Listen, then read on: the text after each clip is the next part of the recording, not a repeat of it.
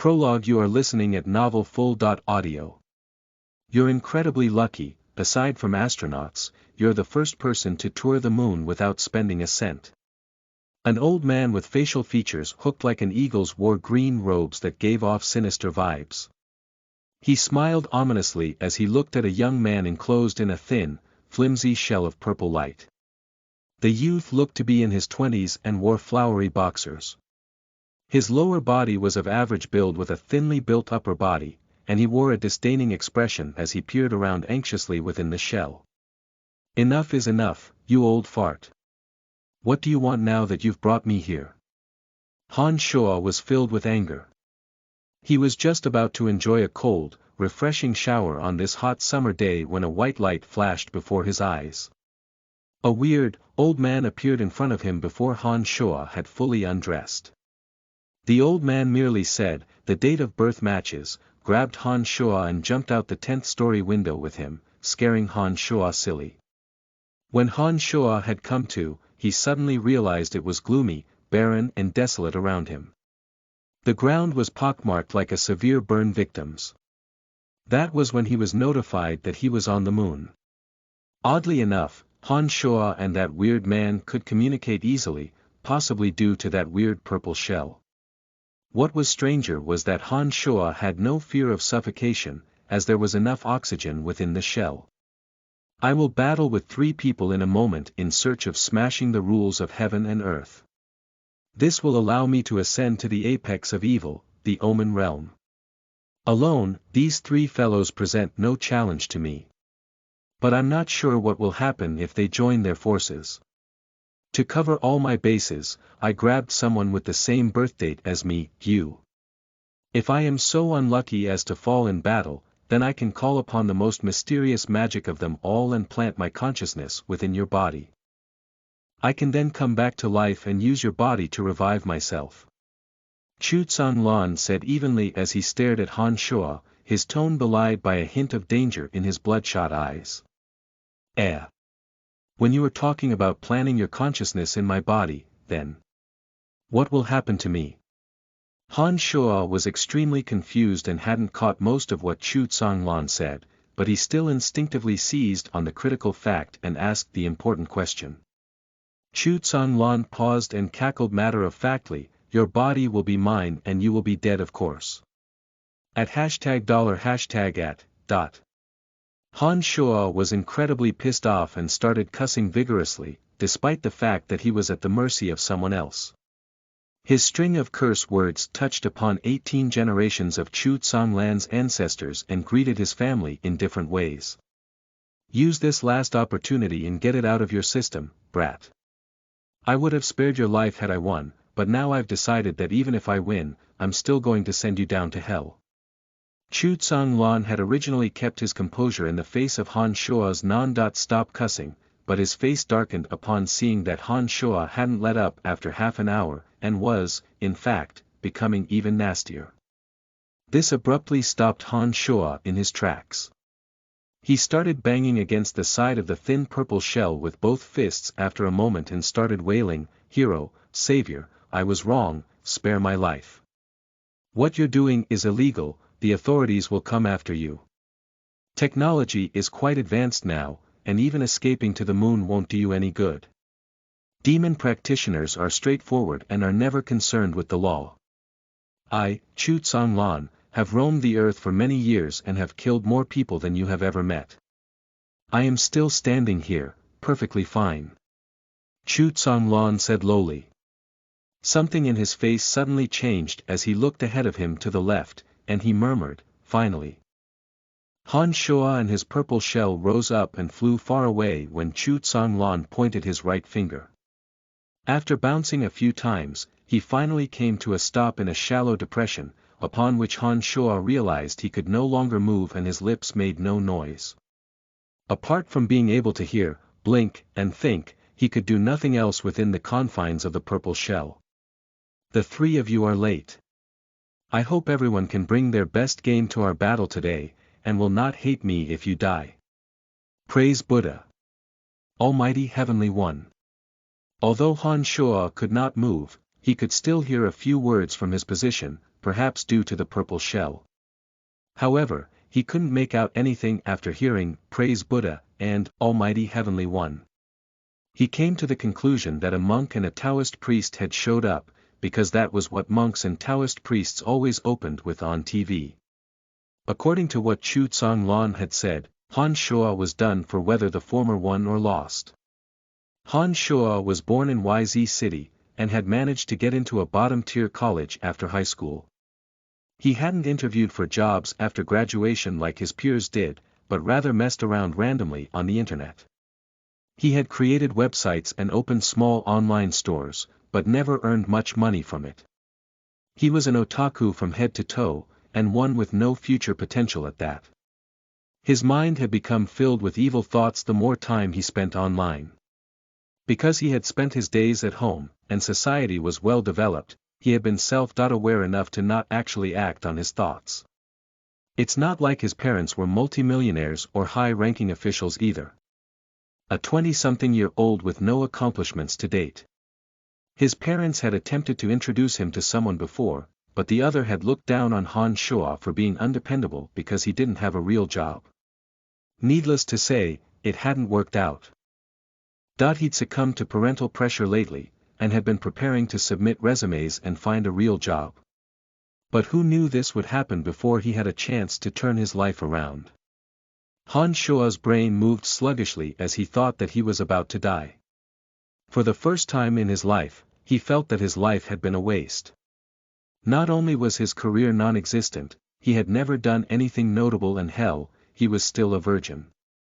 Sigh, I'm so damned unlucky. Just when I was about to start over again. Why do I not get a chance? If I don't die this time, I swear I will act on all my evil thoughts. I will not be looked down upon, and will never be too afraid to act. Never ever. The only thing that he could move now were his thoughts, so Han Shuo could do nothing but think wildly. The more he reflected, the more he regretted and despaired. An earth-shattering explosion suddenly sounded, accompanied by Chu Tsang Lan's egoistical laugh. But after a while, he suddenly yelled, "Treacherous," and was engulfed in another series of explosions that rocked the heavens. The large tremors shook even Han Shuo's position. It was as if the earth was collapsing. The disturbances were accompanied by a loud yell, "Chu Tsang Lan, you are dead this time." This is the demonic technique of body stealing. He's attempting to use a demonic technique, there must be a demon seed nearby. Praise Buddha, for the good of all those beneath heaven, I will not let him succeed even if I die. Praise Buddha, chant of desolate destruction. Monk, no. Another series of violent detonations ensued, and then a black ray swiftly shot towards Han Shuo. It was as fast as a shooting star, and contained a vague something that was writhing inside, like an unholy liquid. In praise, in praise. Master Yuan Kong sacrificed himself to terminate the demonic technique. We can rest easy. Chu Tsang Lan will never again be able to threaten the world of justice. The black light surged into the purple shell after Han Shuo heard the last sentence, and something foreign seemed to invade his brain. A loud blast caused extreme pain as it felt like all his organs had simultaneously exploded, and then he knew no more. Chapter 1. From the depths of the grave. You are listening at NovelFull.audio.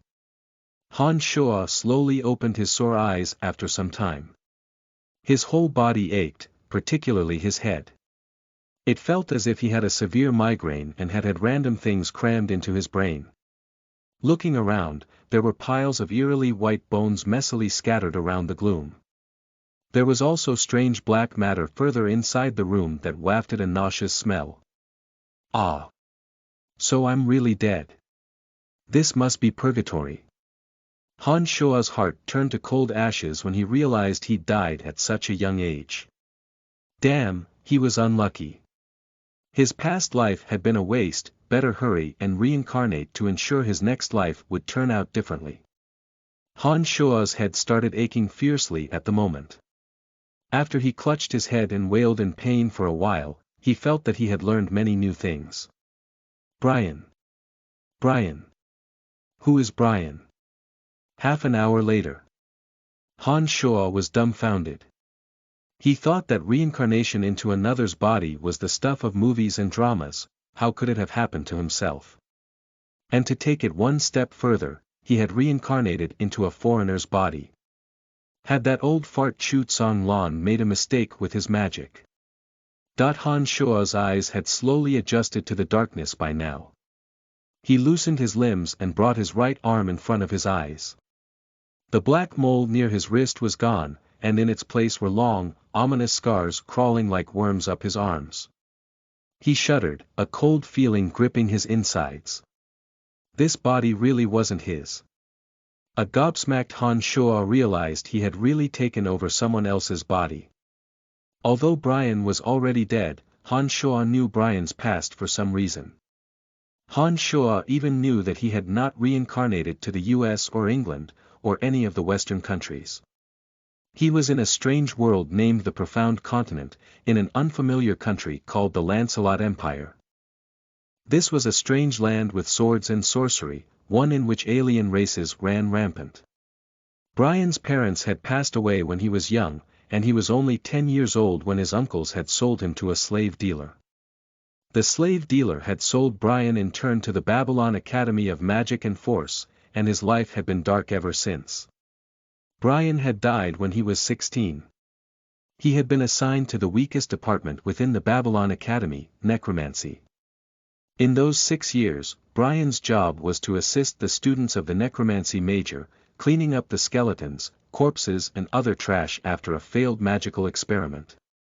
Aside from that, he was also in charge of random administrative tasks such as making tea, serving water, sweeping the floor and killing bugs. And another thing, students majoring in necromancy would often use him as target practice to test the battle abilities of their latest experimental skeletons or wraiths, or try out necromancy magics directly on him. The weak and cowardly Brian had suffered through a living hell in the past 6 years. His body was covered with countless scars and bruises. Necromancy students would practice on Brian whenever they lost a magic battle against the other majors, even if he was eating indigestible food or completing one of his endless tasks.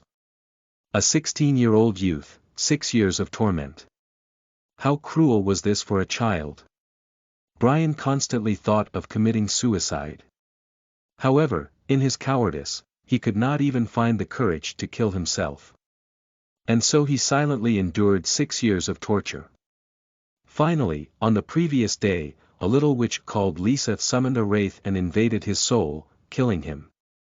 Brian felt no pain upon death, just the sad joy of release. After moving corpses and broken skeleton bones for 6 years, another slave threw Brian onto the same trash heap, the grave that he had constantly dumped trash into. Han Shuo had felt his life was dark enough already, but when compared to Brian, Han Shuo teared up a little. For the first time, he felt that he had lived a decent life. Now that he understood what Brian had gone through, Han Shuo's voice choked up as he sighed, "How could such an insane, cowardly youth like you exist in this world? Brian, what can I do for you now that I've occupied your body?" Han Shuo suddenly sensed threads of what seemed like liquid in his body. His head ached at the same time as some memories abruptly surfaced. Threads of liquid slowly circulated his body as Han Shuo became lost in his train of thought. Much more knowledge had filled his mind, courtesy of that old fart Chu Tsong Lan. There were 9 different levels in demonic magic, respectively known as the Solid Realm, the Open Passages Realm, the Molded Spirit Realm, the True Demon Realm, the Bloodsucking Realm, the Separate Demon Realm, the Carnal Realm, the 9 Changes Realm and the Omen Realm. Demonic practitioners could do as they wish and kill who they wanted, completely disregarding all morals and ethics in the pursuit of absolute power. Once a practitioner became a demon, he would have the abilities to move mountains and see all. After sitting a while longer, Han Shuo felt that he had learned many things which were previously unthinkable. Of one thing he was certain, something had gone wrong with Chu Tsong Lan's last piece of magic. His own soul had disappeared, but had left all his knowledge and memories of magic to Han Shuo. The thread of liquid moving in his body was the fundamental and incredibly vital magical yuan, the foundation for training one's magical force. According to Chu Songlan's memories, a demonic practitioner would have to spend at least 3 to 5 years to successfully cultivate magical yuan. Han Shuo had done nothing and knew nothing, yet he had that sliver of magical yuan floating around his body. Although it was pitifully weak, he knew that it truly was magical yuan. Han Shuo's thoughts turned to the crazy old Chu Songlan. He'd wanted to use Han Shuo as a scapegoat, but had ended up sending him to a strange time and place instead. All that random knowledge of how to train one's magical force must have been left behind by that Chu Songlan. Although Han Shuo had learned a bit about this strange world thanks to Brian, his knowledge was greatly limited, as Brian was just Babylon Academy's lowly drudge. Han Shuo's thoughts started racing as he considered the life ahead of him. Brian was dead, and Han Shuo was occupying his body. Han Shuo was now Brian, and Brian had been sold to a magical force school. This was an eternal identity brand. This strange world had cruel and harsh punishments for runaway slaves, so Han Shuo could not run. It was possible that he would not make it out, and regardless, he didn't even have a single copper coin on him. After careful consideration, Han Shuo decided to return to the academy. Only there could he change his position as a slave and do something for the pitiful Brian. Han Shuo ached all over. Brian had had a lot of old injuries before his death. Pain shot through his body as he attempted to stand up, so he hastily sat down after crying out, "Ow!" Han Shuo felt no goodwill towards the Chu Songlan, who had forcibly kidnapped him here. Han Shuo knew nothing of Chu Songlan's life or world, just that through the latter's memories, one could strengthen his own body by training his magical force. With some advancement, one could travel in a blink of an eye or move mountains and shift oceans. Although Han Shuo thought Chu Songlan was a bit off his rocker, Han Shuo was convinced of the legitimacy of his memories due to the fact that Chu Songlan had flown the two of them directly to the moon. Feeling that he had nothing to lose, Han Shuo recalled the complex incantations needed to train his magical force. He concentrated according to the solid realm's first principle and sought to control that weak hint of magical yuan. When he had built up his concentration and attempted to control the magical yuan according to solid realm's laws, the magical yuan did exactly as it was told, just like Chu Songlan said. Secretly delighted, Han Shuo thought that despite Chu Songlan's eccentricities, the old man's memories were useful.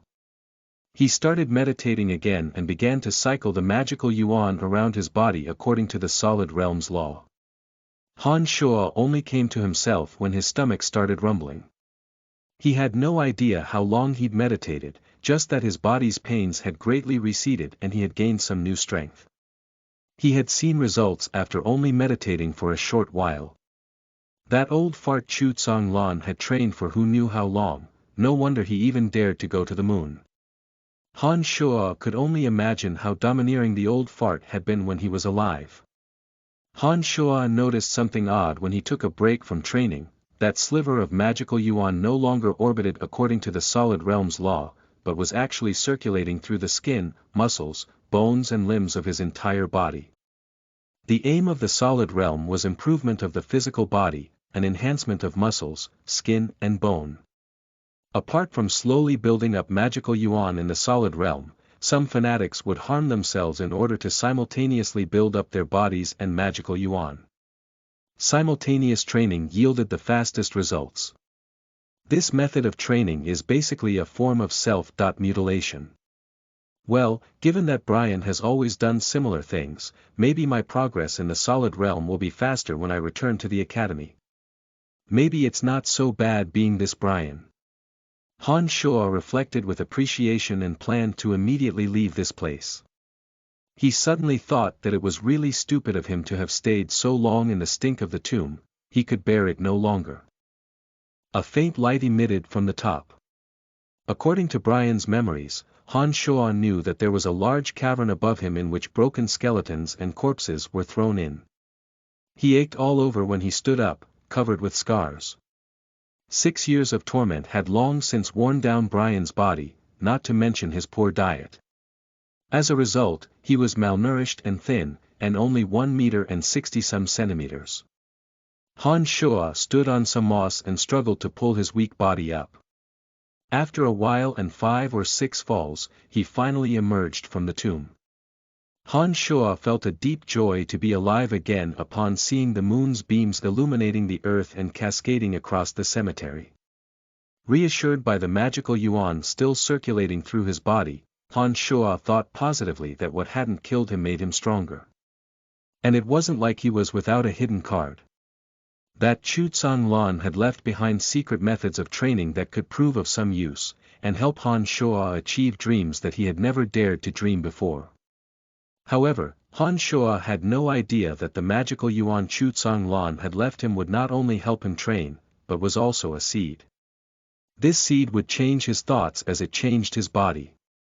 His mind was filled with evil thoughts before, but he hadn't dared act upon them. The seed could prove to be his undoing, as it would prod Han Shoa into losing control of his own self. Chapter 2.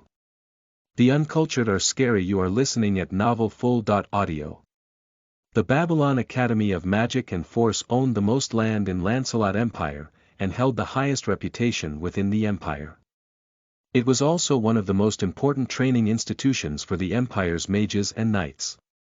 The academy was further divided into several departments, which consisted of light, dark, fire, water, wind, earth, thunder, summoning, and space. Each department had its own independent classroom building, library, laboratory, training field, and living district as if they were small cities. Brian was an errand slave for the Necromancy Major, which was a subcategory of the Department of Dark Magic. Because Necromancy Majors had to work with skeletons, zombies, and the like, as well as the fact that this major had fallen off the radar for many years, it was not only the most unpopular major, but also the weakest. Even other Department of Dark Magic students scoffed at the Necromancy Majors and didn't deign to form teams with Necromancy students. Brian had belonged to the weakest and most despised major in his 6 years of running errands for the academy. Adding on to that, his special tasks of transporting corpses and skeletons. He had been subjected to no end of eye rolls and cold shoulders. Every day was a living hell for him. Han Shoa followed Brian's memories and arrived at a small path in the mountains located at the back of the academy. He entered through a small gate reserved especially for errand slaves returning in the dead of night. Other students had long since gone to sleep, because it was midnight. Since Han Shoa was taking a secluded path, he didn't meet anyone on his way back. He observed his surroundings along the way and noted that the architectural style of Babylon Academy was similar to some of the Western European countries back on Earth. He finally made his way back to the Necromancy Major's designated area with some effort. Brian lived in a warehouse, a place befitting his position. The warehouse was filled with random items, with the majority being discarded crap or ingredients left over from experiments. Most of these items awaited Brian's organization and disposal. Necromancy students would often toss their unwanteds in through the warehouse window for Brian to take care of. The warehouse was not very big to begin with. Excluding all the random crap, the only other thing present was a small wooden bed. Even this bed would sometimes covered by a mountain of trash, as the students never paid attention to where they chucked their unwanted items. The first thing Brian did whenever he finished his work late at the night was to clean up the trash that was on his bed. He would have to dispose of them before anyone woke up the next morning and then turned his attention to the others. When Han Shoa took in his quarters, which resembled more of a garbage dump than anything, his eyes misted up and he felt deep pangs of sympathy for the unfortunate youth. How could he have survived those 6 years? The air in the warehouse was foul beyond belief, even opening the windows had very little effect, as the smell was exuded by the mountain of trash. There were more items piled up on the small bed. It seemed that some had continued the habit of dumping trash here even after Brian's death. As Han Shoa shuffled his feet, he felt that even taking a few steps was arduous task. The ground was covered with abandoned litter. He finally reached the bed and was about to clean it off, just like Brian always did. But Han Shoa was not Brian. When he was halfway through, Han Shoa felt a burst of rage. At first, this anger was only half-hearted, but the magical yuan within his body reacted to the anger and started moving rapidly, feeding his rage. Finally, Han Shoa abruptly stopped his movements and fiercely denounced, "I'm not Brian. I will not stand for this. Brian, oh Brian, since I've occupied your body, let me help you punish that Lisa." Han Shoa was unaware that according to his original personality, he would never have impulsively acted on his thoughts, even if he'd wanted to. The him of yesteryear only had the will to think evil thoughts, but lacked the courage to take action. He strode out from the warehouse and turned towards the female living quarters. In the silence of the night, he stealthily made his way towards the living district. Brian had often cleaned here and was thus quite familiar with the area. Of course, he also knew where Lisa lived. The necromancy major had much fewer students than the other majors, and thus every female student had her own room. Each room was spacious inside and had all the necessities they needed. This was heaven compared to Brian's house of trash. Lisa lived on the second floor, and Han Shoa could not gain admittance at night. Good thing there was a large tree next to her window. He flattened his body and scampered up the trunk like a skinny monkey. He could peer into her window if he stood on his tiptoes. Han Shoa was secretly delighted when he saw that the window was open. He propped himself up and peeked in. The little witch Lisa had decorated her room in pink and it actually looked quite cute, especially with the furry toys hanging on the wall above the table. A faint perfumed scent wafted into Han Shoa's nose, causing it to wrinkle. He had not anticipated that the cold-hearted Lisa could decorate her room so cutely. He couldn't hope to best her in a fight, and he knew that. He took a closer look and noticed pink gauze bed curtains in one corner of the room. That should be Lisa's bed. He withdrew a small bottle from his bag and smeared some blood, typically used in experiments, around the edges of his eyes and mouth. He mussed up his brown hair after checking his face in a broken mirror that Brian had picked up. When he looked into the mirror again, a terrifying face covered with bloodstains looked back out. "Heh heh, if I can't beat you, then I'm going to scare the crap out of you." Han Shoa was quite satisfied with his current makeup and nodded with a low cackle. When everything was ready, he stepped on a branch and swung himself close to Lisa's window, swaying back and forth with the branch. He reached out his bone-thin hand and knocked on Lisa's window. "Dawn! Dawn!" Lisa was fast asleep when she was woken up by the dawn sounds coming from the window. She groggily opened the pink gauze curtains and walked out barefoot. Little feet as white as jade padded over a carpet that was also pink. Under the peaceful rays of the moon, the 5 pink toes on each foot were actually quite adorable. Lisa was a bit younger than Brian, and was the young lady of a noble household. Disregarding what she had done to Brian, Lisa was quite a beauty with a head full of long, soft, blonde hair, a height of 162 centimeters that made her just a tad taller than Brian, delicately arched eyebrows, an elegantly long nose, and endearing red lips. Dressed in pink pajamas, Lisa didn't seem fully awake. After she walked out from the pink bed, she instinctively looked over at the source of the sound.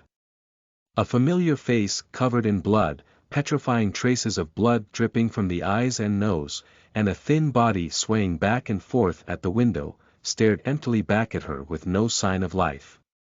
Wah! A horror-struck scream filled the hallways of the female living district. Han Shoa inwardly grinned evilly and thought, "I'm going to scare you unconscious this time, if not scare you to death." His expression grew more and more chilling as his thoughts grew. After a while of staring emptily ahead, he rolled his eyes backwards and swayed even more strongly. He could no longer see Lisa because he'd rolled his eyes back. There was a sudden lack of sound from Lisa after that initial horror-struck scream and continued through Han Shoa's gradual facial progression. She probably fainted. Han Shoa thought as sounds of the other necromancy major girls cussing floated within hearing. Better to leave while he could, otherwise he'd be in for a world of hurt if he was caught. An incredible pain spread from the bridge of his nose just as he was about to reverse his eye roll. Another intense pain appeared from the top of his head, which caused him to fall off the tree. The fall awoke all his aches and pains and made him see stars. Attacks fell on him like rain shortly thereafter, with a voice yelling as the hits landed, "Brian, looks like you finally grew a backbone. You escaped death last time, but your brain rotted instead. I major in necromancy and spend my days with skeletons and corpses. You idiot tried to scare me by pretending to be a corpse, I have to really give it to you." Would the future great mage Lisa be unable to determine if a body even has a soul?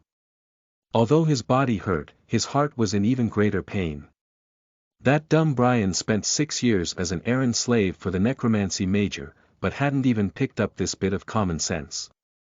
This was hardly the outcome he expected for the first time he'd gathered up his courage to do something bad.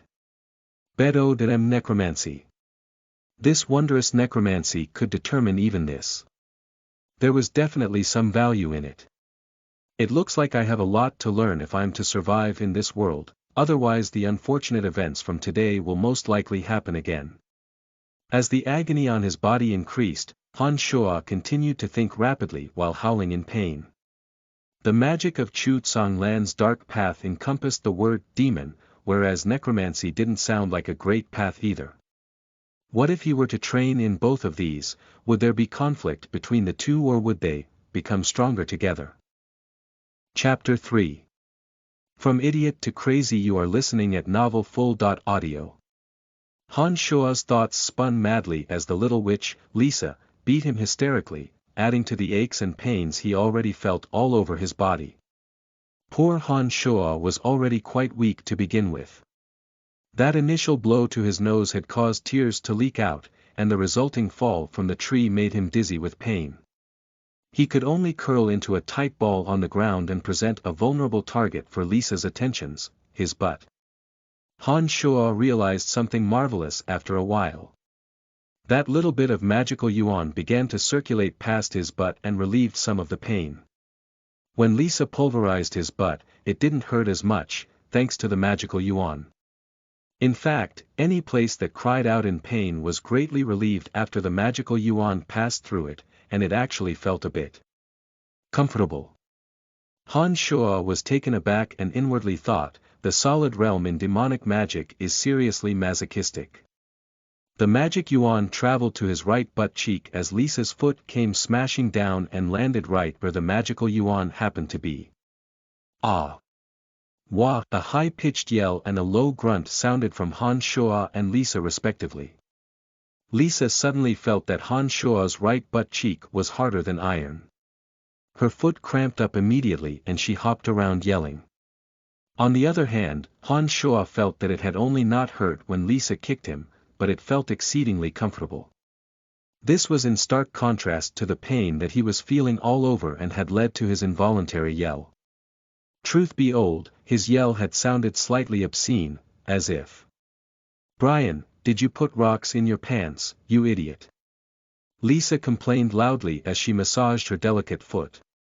Several other necromancy major girls suddenly appeared around Han Shuo and Lisa, each staring at him with sleepy, cold eyes.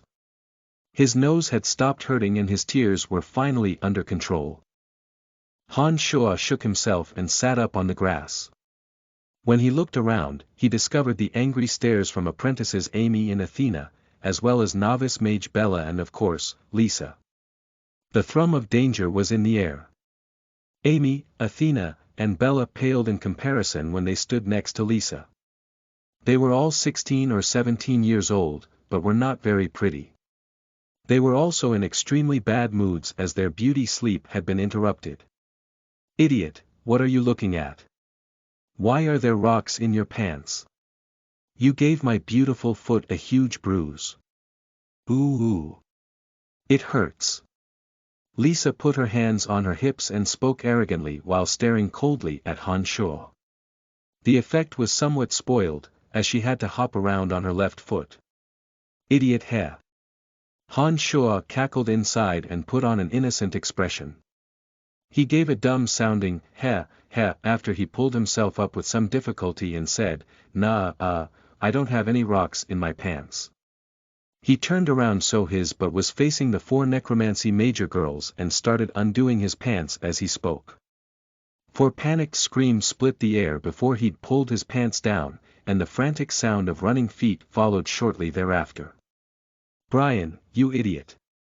Pull your pants up immediately or I'm going to kill you." Lisa yelled hurriedly, but one could hear a note of panic in her voice. "Oh." Han Shua answered dumbly, but continued to chuckle sinisterly on the inside. "A bunch of naive little daisies, see how I'm going to take care of you." After he put his pants back on, Lisa took a close look at Han Shua. As the 4 girls now stood in front of him again, she said fiercely, "I can forget the fact that you hid rocks in your pants, but what were you planning to do on the tree outside my window in the dead of night?" "Heh heh," came 2 dumb-sounding laughs in response to her question. Han Shua pointed at a ragged bag on one of the tree's branches. "To get that down. Why are you chasing after a trash bag in the middle of the night?" Lisa yelled angrily as she thought, about to pop from anger. At the moment, novice mage Bella sighed lightly and said to Lisa, "Hey Lisa, can't you see that Brian has gone mad? Looks like instead of killing him, your ghoul drove him insane instead. What's the point of getting mad at a crazy person?" Athena seemed to be quite sleepy as she covered a yawn. "Oh. There's still class tomorrow. I'm going back to bed, Senior Lisa, you can handle this." Amy appeared to pity Han Shua as she minutely shook her head, sighing softly after staring at him briefly. She didn't say much and turned to leave like Bella. If Han Shua hadn't acted like the village idiot, he would have faced the wrath of these 3 girls, in addition to Lisa's, but since he had lost his mind, the 3 girls naturally wouldn't bother with a madman. Thus, they left him alone and returned to their warm beds. When the 3 female students left, it was only Lisa and Han Shua again. Lisa glared ferociously at Han Shua and bit off her words, "Go back to your business, I'll come find you in 2 days. I'm tired today, if you dare disturb my sleep again, I'll drive you crazy with magic for a second time, not just beat you black and blue." Lisa delivered a final glare after she finished and left, walking a bit unnaturally. A soft exclamation of "Ouch, this hurts. I can't believe that idiot put rocks in his pants, he was definitely driven crazy by my ghoul," floated out when she walked through the door. Silence descended again as Lisa went in. Han Shua felt a belated shiver of apprehension as he watched her walk in. Good thing this Lisa hadn't used necromancy magic, otherwise with her rank as a novice mage, another ghoul would have actually driven him crazy. The party was over and Han Shua took his leave as well. He cursed under his breath as he tiredly dragged his frail, battered body back to the warehouse.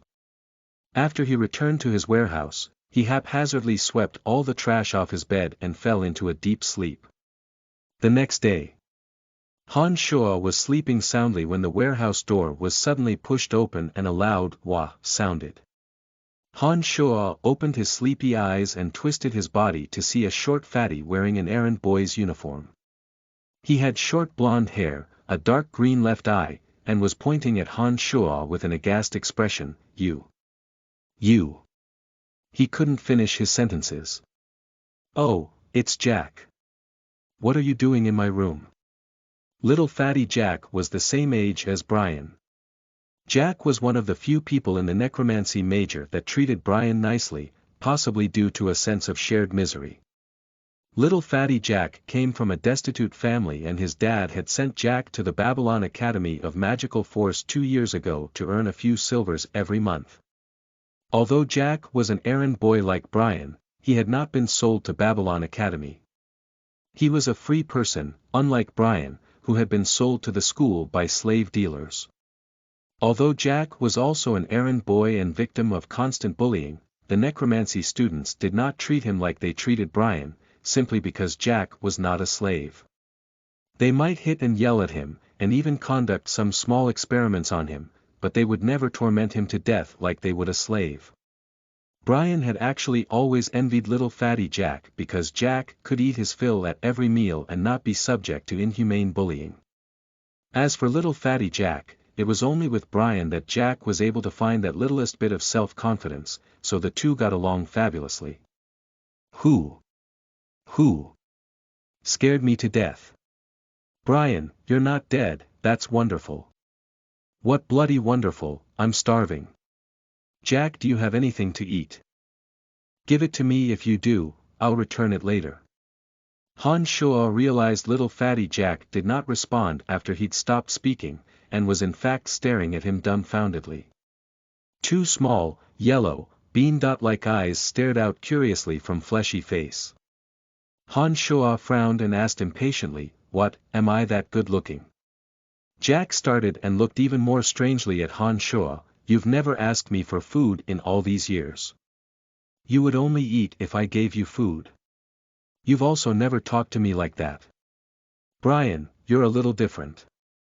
A bit startled, Han Shuo reflected that Lisa and company had been unable to see what was different about him, but Jack, that silly fatty, had sussed it out with Han Shuo's first sentence. Han Shuo rummaged through Brian's memories after a while, and discovered that Brian basically never spoke to the necromancy students. He did whatever people told him to do with no interaction whatsoever, but Brian and Jack would occasionally talk to each other. Granted, most of the time it was Jack talking and Brian listening. The two had spent a long time together, no wonder Jack had quickly discovered the differences. Han Shuo glossed over the moment with a smile and said, "I was hit by Lisa's ghoul and almost died. After that incident, I felt that the way I was living before was wrong and wanted to make a change." Jack breathed a sigh of relief at Han Shuo's explanation and nodded, "I see. I thought the ghoul hit you and turned you into an idiot." Han Shuo, Here, this is some black bread that I've stashed away. Go ahead and eat it. It's such a good thing that you didn't die. When everyone thought you were dead, they gave me your tasks because we haven't found a new errand boy yet. Because of that I've had to come here super early this morning.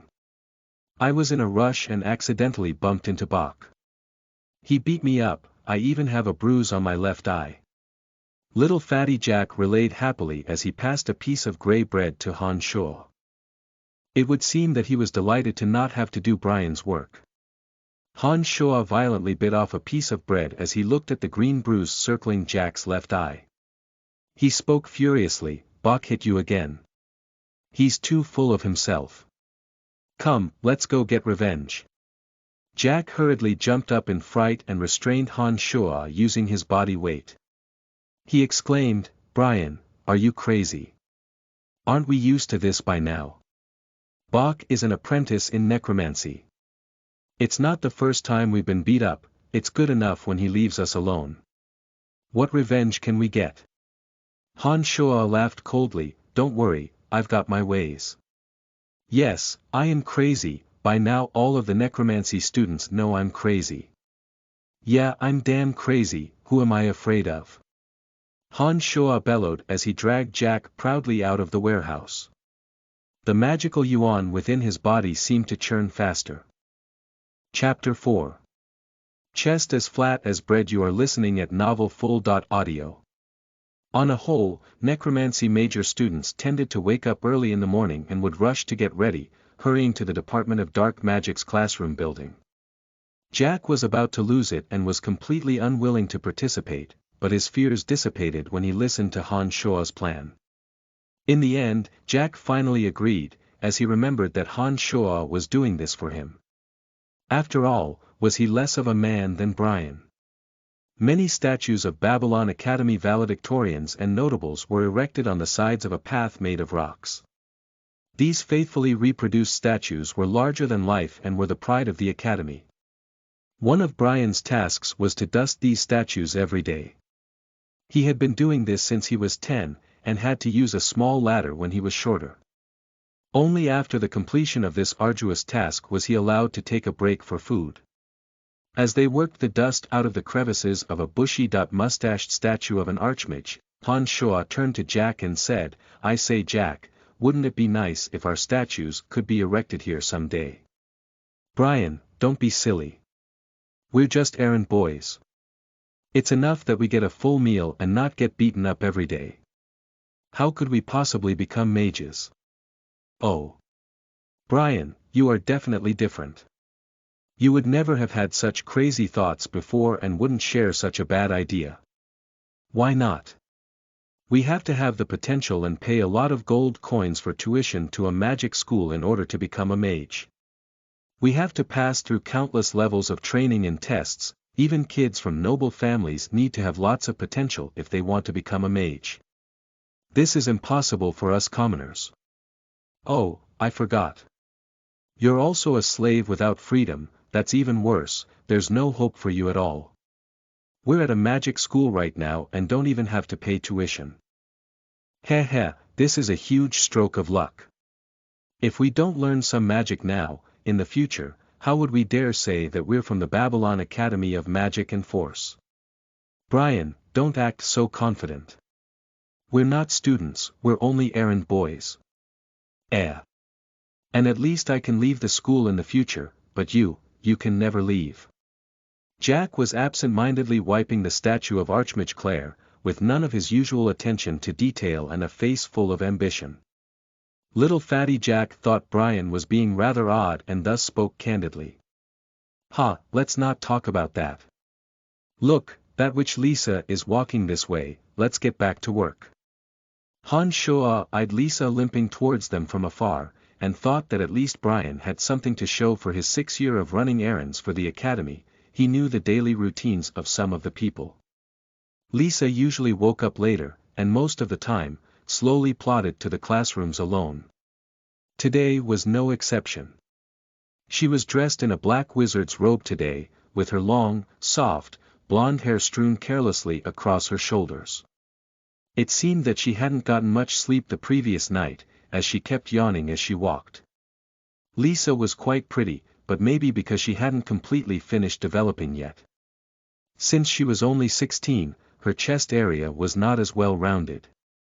Rumor had it that Lisa was also very displeased with her flat chest and had recently been searching for solutions. Han Shoa and Jack surreptitiously watched Lisa approach as they continued to dust off the statue of Archmage Claire with all seriousness. They muttered to each other as they worked, seemingly oblivious to her presence. No way, Brian, you must have misheard. How could Bach have said that about Lisa? The two had been murmuring quietly when Jack suddenly raised his voice and exclaimed in surprise. Lisa had been walking along absent-mindedly when she heard someone mention her name. Her attention immediately zeroed in on that statement as she looked warily in front of her. All girls wanted to know what people said about them behind their backs, and Lisa was no exception. She even went so far as to hide behind another statue, so that the two wouldn't see her and become too afraid to talk. Her ears perked up as she sneakily snuck glances at the two. It was that half-crazy, half-idiot Brian. Lisa was still mad and wanted to put him in his place, but first, she wanted to hear what Bach had said about her. Han Shoa smiled vacantly and said, "No, I didn't mishear." On their way to class, Bach was telling the other students that Lisa's chest was as flat as stomped bread. Jack had to hold back his laughter with all his might as soon as he heard this. His face grew red and his body kept shaking. On the other side of the statue, Lisa's face darkened with rage. Her pretty eyes shot out glares of wrath as her cute lips convulsed and her pearly teeth ground audibly. She trembled with rage for a few seconds and quickly stomped off in a huff towards the classroom building. She'd completely forgotten that she'd wanted to put Brian in his place. Jack could no longer hold in his laughter as he watched Lisa hurry off in the opposite direction, her face purple with anger and out for blood. Ha ha ha ha, he expelled all his frustrations with an explosive bout of laughter. He laughed as he said, "Brian, you're too evil. Even us errand boys know that Bach likes Lisa and that Lisa hates people making fun of her chest. Looking at how she was just now, Bach is totally screwed." Han Shoa gave a sinister cackle as he immediately put his brushes away. "Forget about dusting off Claire. Let's go watch the show." Little fatty Jack tucked his brushes, with a grand gesture, into the cloth bag at his waist as he took Han Shua's advice. He laughed, "Let's go, I want to see Lisa beat Bok up. Serves him right for hitting me this morning." The two necromancy errand boys followed Lisa in high spirits, running swiftly to the classroom building. The students they passed along the way were puzzled by their behavior, thinking the two cowardly errand boys had woken up on the wrong side of bed that morning. At the Babylon Academy of Magic and Force, the Necromancy Major was a subcategory of the Department of Dark Magic. Necromancy students used the same classrooms as those majoring in dark magic, and studied every day under the tutelage of the teachers. One had to admire Lisa's efficiency. By the time Han Shua and Jack had gotten there, she had already vented her spleen and was giving Bok a beating. "Lisa, even the Major's errand boys know how I feel about you. How could I have possibly said anything bad about you? Who did you hear this from?" Bok already had a spectacular bruise around his left eye as he ducked a bone arrow attack. He took advantage of the respite to quickly protest his innocence and looked quite bedraggled indeed. Bok had beaten Jack severely when the latter had bumped into him. Brian had suffered even more at Bok's hands. Bok was the 17-year-old son of a small noble family, but he held the lowest rank of magic apprentice. He was outclassed against a higher-ranked novice mage, not to mention that he was pulling his blows because he liked Lisa. No wonder he was quickly hit when facing a wrathful Lisa. "Ha, that's none of your business. They didn't even mean for me to hear them, so it must be true. Since you are so mean, feel my wrath." Indeed, Han Shua and Jack hadn't meant for Lisa to hear them. Han Shua was also half mad and half village idiot. There was no way someone like that could make up such a lie. He was also an errand slave, he wouldn't dare to lie. Since it had to do with one of Lisa's taboos, she would never say what she overheard when other people were around. She brought her best efforts to teaching Bok a lesson so that no one would make fun of her again. "Souls of the fallen soldiers, heed the Dark Herald's call and reveal your existence." Lisa raised her slim, white arm towards the sky and chanted an incantation. When she was finished, two starkly white, skeletal warriors wielding bone knives appeared in front of her. They creakily rushed at Bok with their knives held high when she pointed at him. BDNV Han Shua was gobsmacked as he watched on the sidelines. This was the first time he had seen the mysterious necromancy magic in play with his own eyes. His body about to burst in curiosity, he focused his eyes and attention on the action. Lisa's focus isn't that bad to be able to summon two skeletal warriors. The necromancy major is weak as hell to begin with and its students are not united. No wonder necromancy is one of the weakest majors in the academy. What a stain on the Department of Dark Magic. Students from the Department of Dark Magic started chattering after Lisa had summoned the two skeletal warriors. From their conversations, Han Shua learned that the same magic could be divided into 5 different levels based on the level of concentration. If a necromancer archmage with great focus used the chant to summon skeletons, he would be able to summon even more skeletal warriors. Bok was extremely depressed and inwardly cursed the rumor starter a couple hundred times. If Bok had practiced dark magic incantations and had enough focus, then Han Shua and Jack wouldn't be able to enjoy the show they were currently watching. The skeletal warriors chased him frantically all over the place. Bok finally had to use the same magic to summon a small skeleton. One man and one skeleton started fighting against the 2 other skeletons. Other students from the Department of Dark Magic laughed loudly when they saw Bok in such a mess. Bok was affected by the jeers and lost his focus, resulting in one of Lisa's skeletal warriors stomping him in the gut. His face grew purple with pain and he slowly sank to the ground. Lisa hurriedly stopped her skeletons when she saw that Bok had been hit and the skeleton was raising its knife to finish the job. She sent the skeletons back to another dimension. After all, it wasn't a fight to the death, and the academy prohibited such fights anyways. Lisa did not dare to really hurt Bok, and the bulk of her anger had been appeased by Bok's injury. Bach stood up and sent his skeleton back to another dimension. He swept his gaze around and saw that in front of him, Han Shuo and Jack were also laughing loudly at him. Bach was already feeling quite infuriated and so stomped over angrily, cursing, "You two low-level errand servants dare to laugh at me." Bach didn't dare to vent his anger on Lisa, and even less so on his seniors from the Department of Dark Magic around him. He could only vent some of his wrath on the two errand boys, and the sight of them laughing at him only set him off even further. Lisa had just about satisfied her anger when she saw Bach ignore her and focus on something else.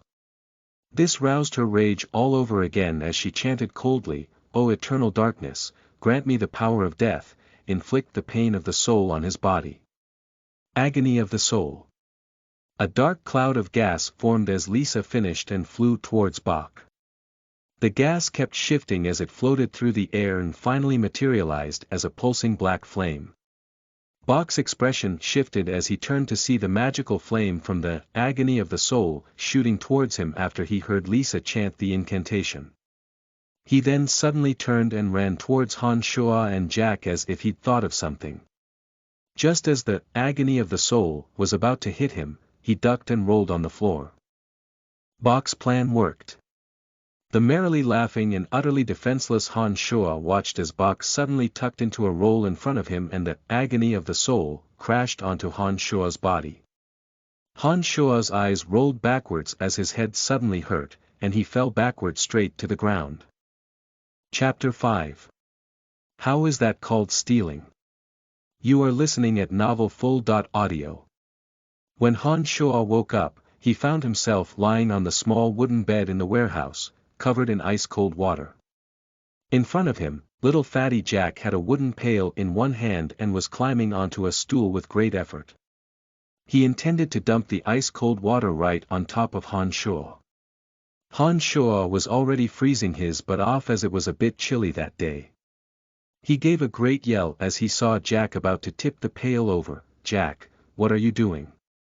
Little fatty Jack was stepping onto a stool that had been trashed. It wasn't the sturdiest to begin with, and his legs wobbled in surprise when he heard Han Shuo's yell. His hand jerked, and all the contents of the pail came crashing down on Han Shuo's head as the pail flew and smashed into Han Shuo's chest. Ugh! I say, Jack, are you trying to kill me? Han Shuo started shuddering uncontrollably after the second pail of ice-cold water. Not only that, but it hurt like hell when the pail itself hit him. He immediately started cursing loudly. "Sorry Brian, I thought the first pail wasn't enough to wake you up. This stool of yours was wobbly to begin with, and I was surprised when you yelled, that's why my hand slipped and I dumped the water all over you." Little fatty Jack was extremely apologetic and started wiping off Han Shuo's neck with a random rag that he had found on the ground. Who knew that it would provoke a scream from Han Shuo like a pig being slaughtered? He hastily scrambled away and said, Jack, that rag in your hand is covered in bone dust that metamorphosed during necromancy experiments. It feels like little needles are prickling me. Are you trying to stab me to death?" "Ah. Sorry Brian, I didn't mean to, I really didn't mean to."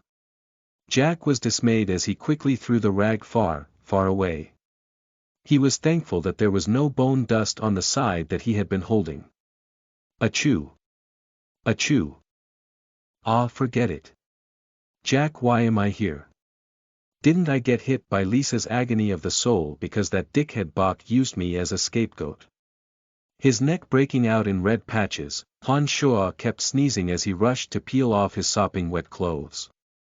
He quickly groped for the black towel that Brian used and dried himself off. "Brian, you have so many scars over your body." Han Shuo took a good look at his new body, for the first time, upon hearing Jack's words. There wasn't a single inch of unmarked skin on his body as far as his eyes could see. He heaved an inward sigh and once again felt pity for Brian's circumstances. "Scars are a man's memories and medals of honor, what the hell do you know about them? Hurry and tell me, what happened after I fainted?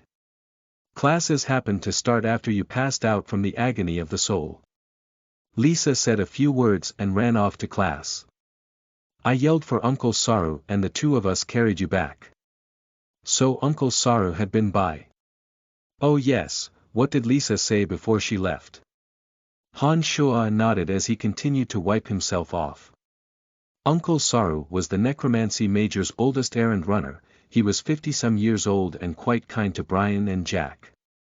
When Brian had arrived at the academy, Saru had already been an errand runner for more than 10 years.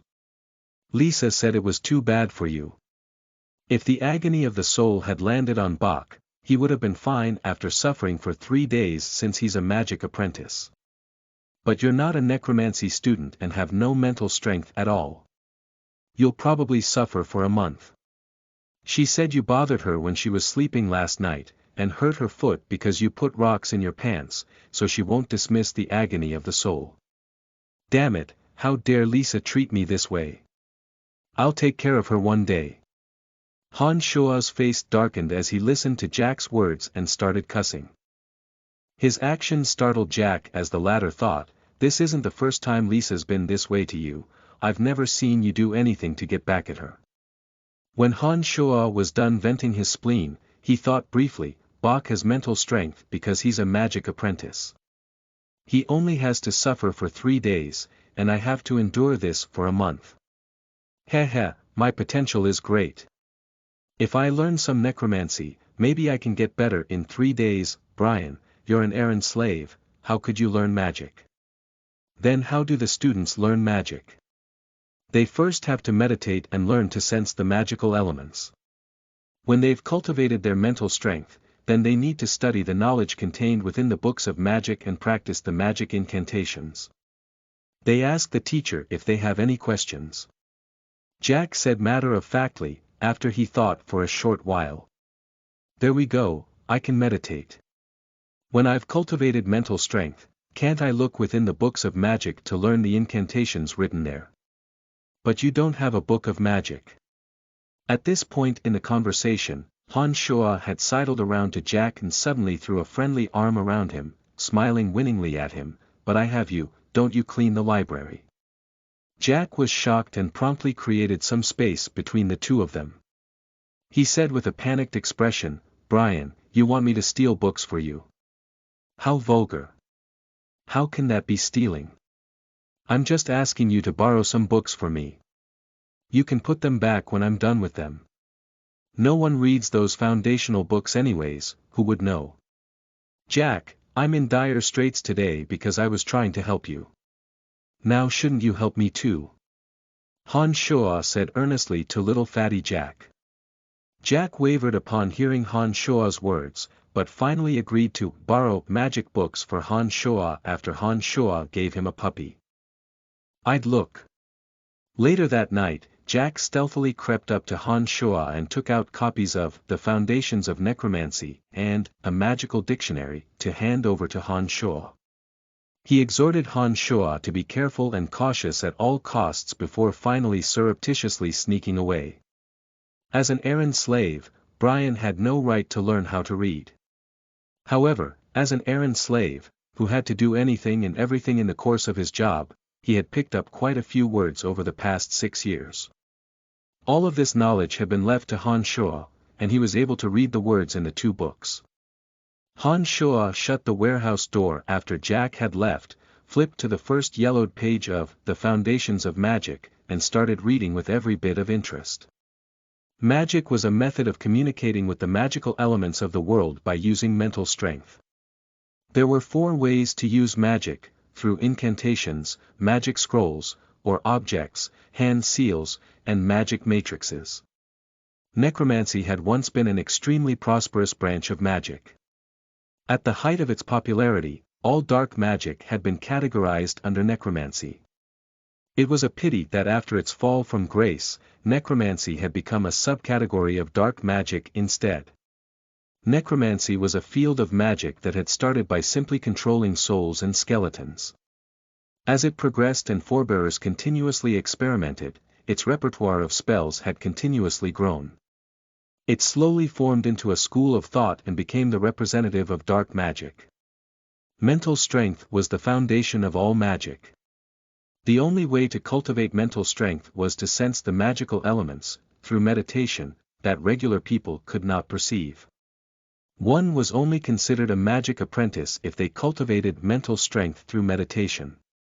Thus, the first thing Han Shuo did after studying the foundations of necromancy was to meditate and try to get a grasp on mental strength. However, he came up empty-handed after meditating for 7 days.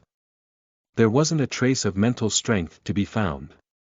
Han Shuo could only meditate at night during those 7 days. He had to be the diligent and bumbling Brian during the day.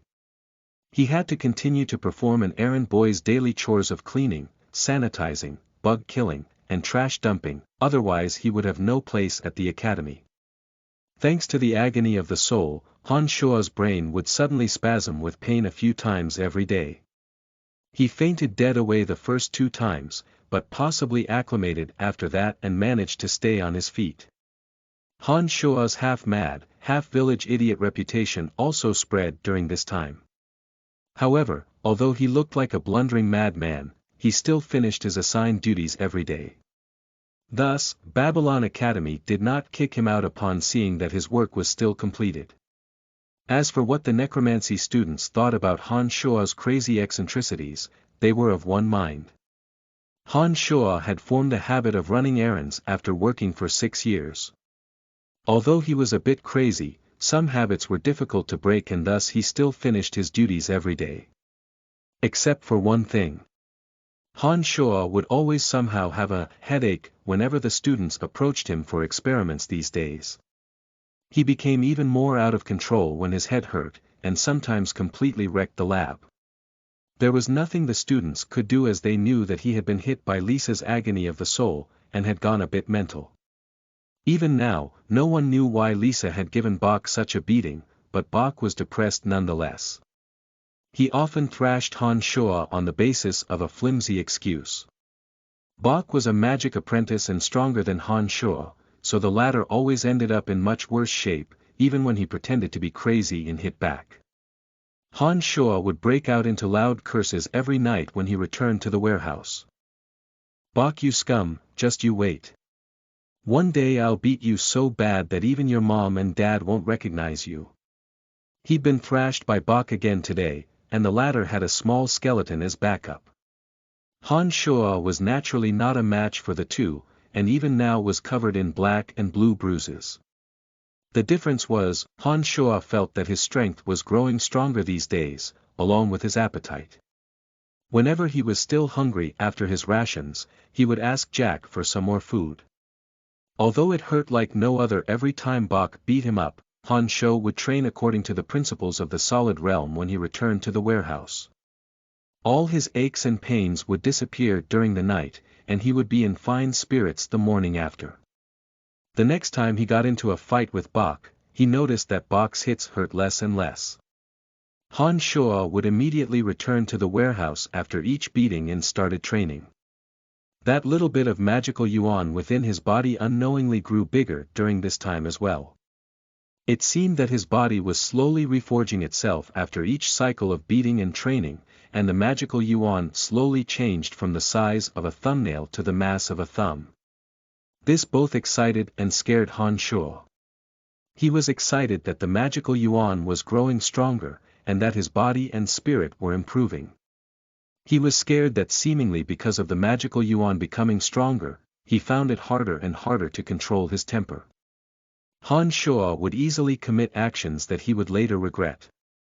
He retrieved the foundations of necromancy from underneath the small, wooden bed and started meditating habitually after a short perusal of the book. He circulated the magical yuan randomly throughout his body. Places that had aches and pains were greatly relieved after the magical yuan had traveled past them.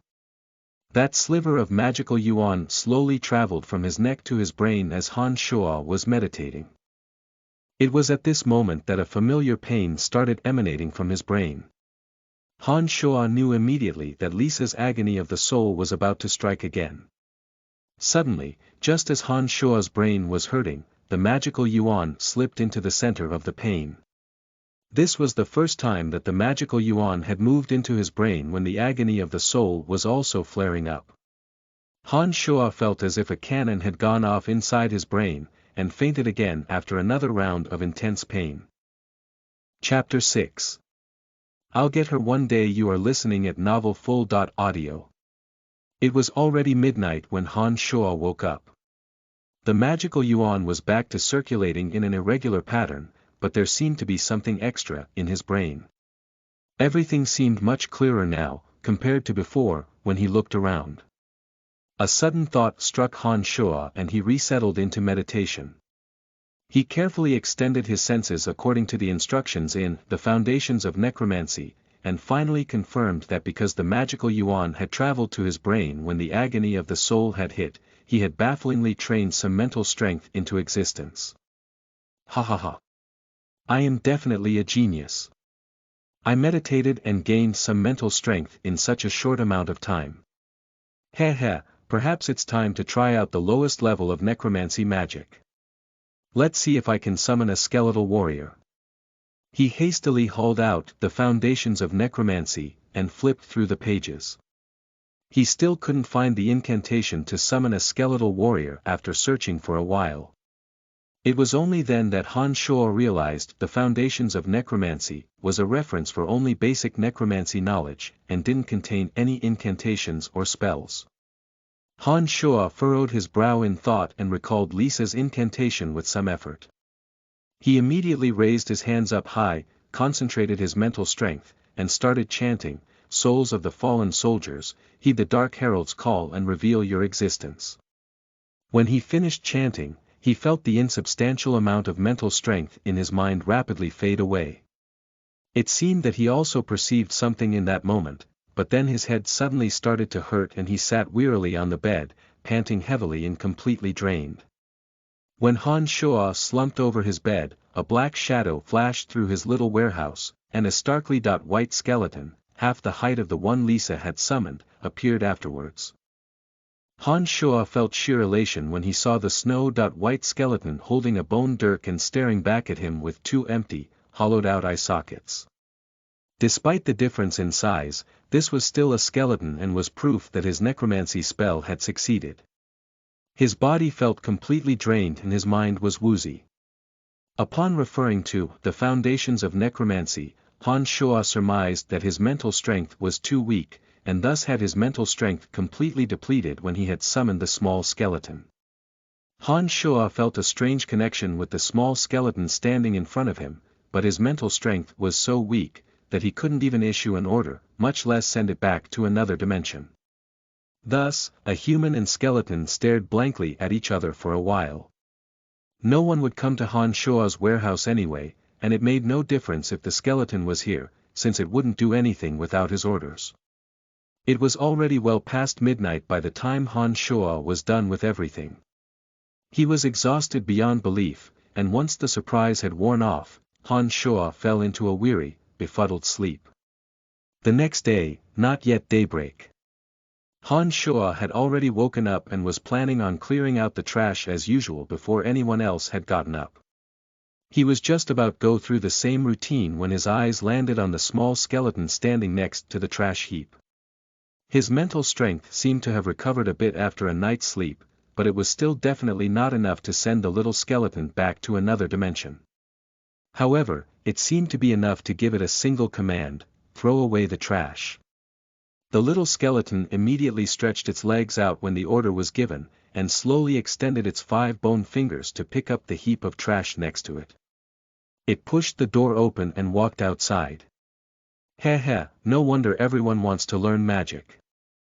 Everything is so much easier with magic. In the future, this small skeleton can throw away trash for me early in the morning.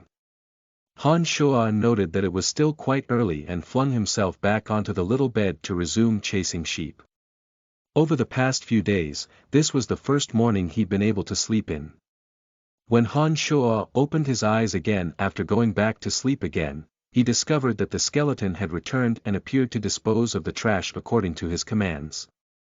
As Han Shuo washed his face after getting up from bed, he noticed that the black and blue bruising had miraculously disappeared, and even some of the scars on his arms seemed to have faded away. Aside from feeling a bit lightheaded from expending all of his mental strength yesterday, his body seemed to be in fairly good shape. The solid realm of demonic magic was a process of reforming the practitioner's body. Ascension beyond the solid realm was marked by erasure of all the scars on the practitioner's body and vastly increased bodily strength and resilience. Either Bach or Lisa would suffer a quick loss if they tried to beat up Han Shuo with skeletal warriors then. Han Shuo remained deep in thought as he washed up and watched the necromancy students hurry to class again. He grabbed his tools as well before running to dust off the statues of Babylon Academy notables. Athena, I went to the restroom before the sun rose today and saw a small skeleton carrying 2 bags of trash. It was walking slowly towards the trash dump. What an odd sight. Magic apprentice Amy chatted with Athena as they walked towards the Department of Dark Magic's classroom building. Weirdo, who would be so bored as to summon a skeleton to pick up trash? Doesn't that half-mad, half-village idiot Brian do all that? It's true, I really saw a very small skeleton carrying 2 garbage bags. And also, I feel so bad for Brian. It was bad enough for him already. Now he's suffering from Lisa's aftereffects and gets beaten up by Bach every day. You must have been half asleep and saw incorrectly. Brian is an errand boy, and a slave in fact. It's good enough that he can survive. You're way too kind-hearted, worrying about Brian. The 2 girls had walked far enough and Han Shuo could no longer hear their conversation. Jack swung back after a while and dusted the same statue with Han Shuo. After Jack had busily wiped for a while, he looked at Han Shuo a bit dazedly. Han Shuo, I think you've gained a bit of weight. And didn't Bach beat you up yesterday? Your face was still bruised yesterday, why does it look fine now? Bach must have over-exercised recently. You can see that dull look in his eyes and how weak he looks. He doesn't have any strength. At this rate, he won't be able to beat me up anymore. Han Shuo felt that his stomach was particularly empty after that declaration and said to Jack, my appetite is bigger these days, give me some more of that food that you're hiding. How did you know I was hiding bread on me? The entire Major's errand boys know about your habit of hiding food. You're the only one who thinks it's still a secret. Quit wasting time and give me some bread. I'll return it to you in the future. Jack reluctantly took out a piece of bread after listening to Han Shuo, took a careful look, and broke off a piece for Han Shuo. As Han Shuo sat aside his work and hungrily devoured the bread, Jack suddenly said, Bach's coming, Lisa's with him. Bach held 2 exquisite, white boxes in his hand and was following behind Lisa with a fawning smile on his face. He kept trying to win her over. Lisa, these are special snacks from my family and they are fabulously delicious. You haven't had breakfast yet, right?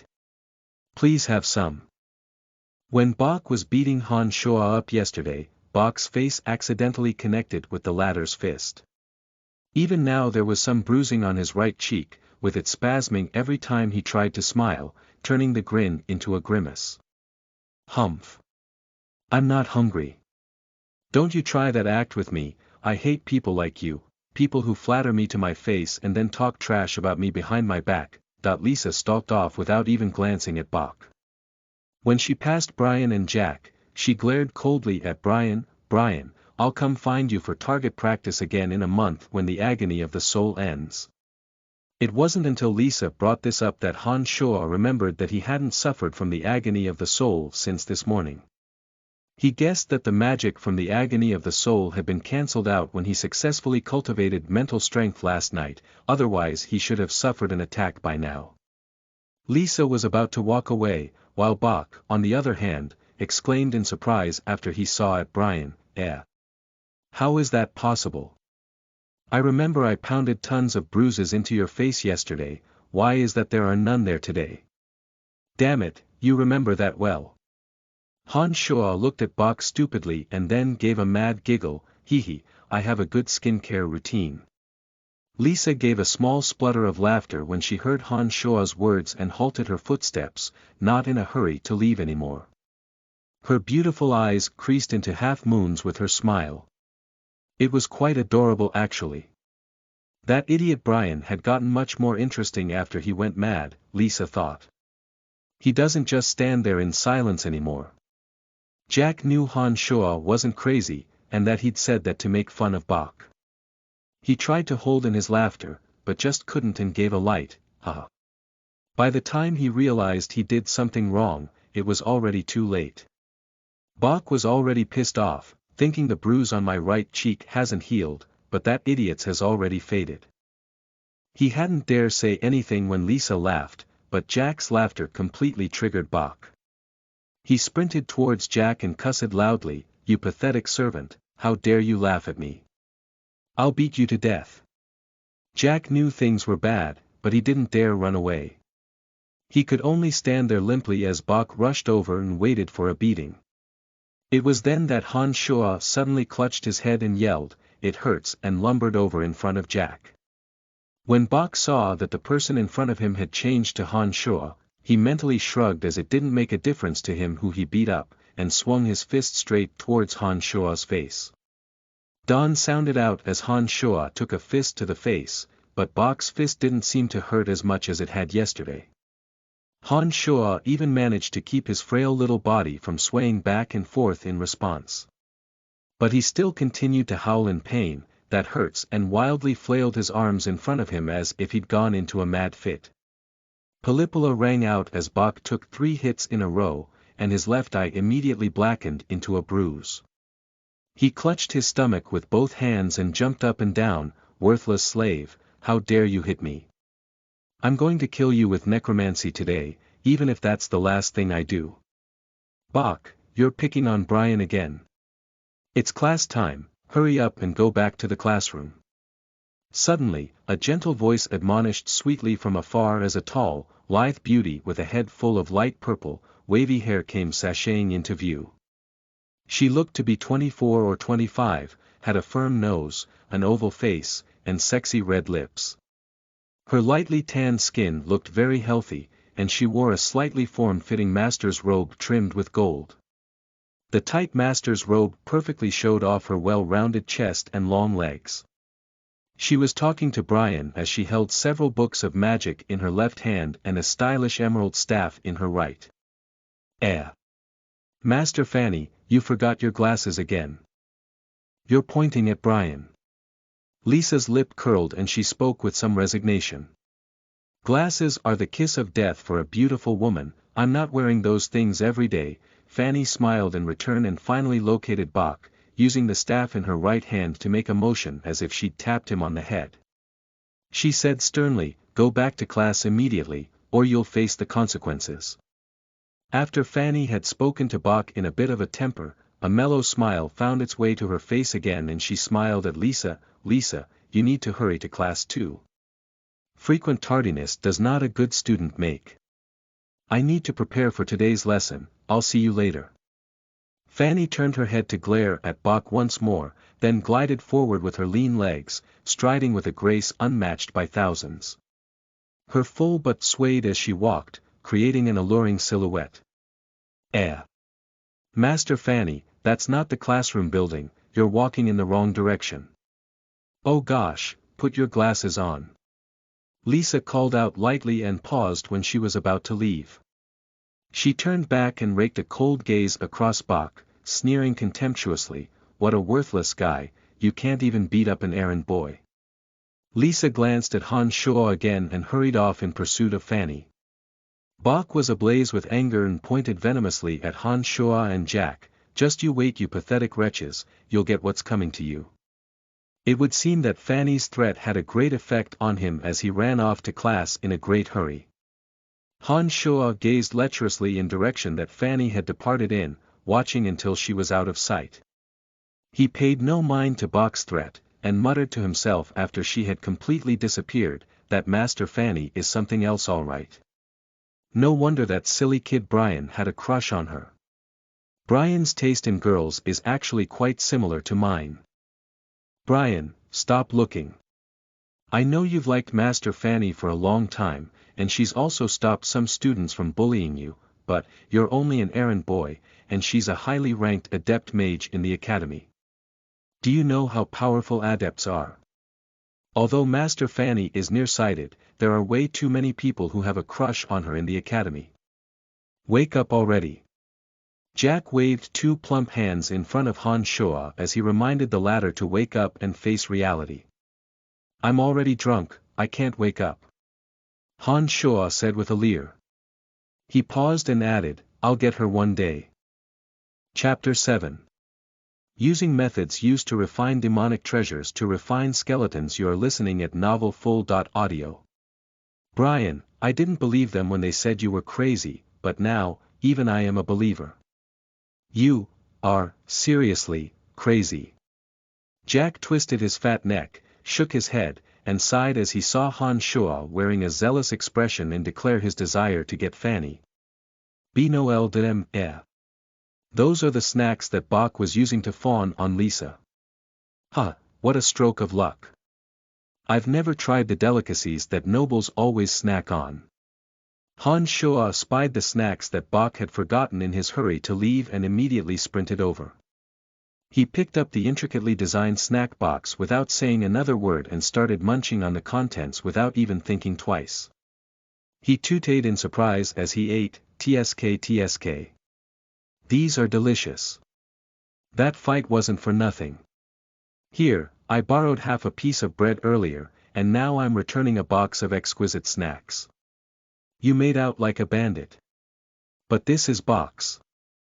I beat up that punk, so now it's mine. Jack. Han Shoa also felt a bit odd about this development as well. He felt that since he'd arrived on the profound continent and started training his magical strength, his appetite had grown larger and his personality had also become bolder. He was doing things he hadn't dared to do before, and his desires were actually growing as well. Brian and Jack. You guys should be cleaning up the labs right now, but you haven't even finished cleaning the statues. If you get us in trouble, you're in for it as well.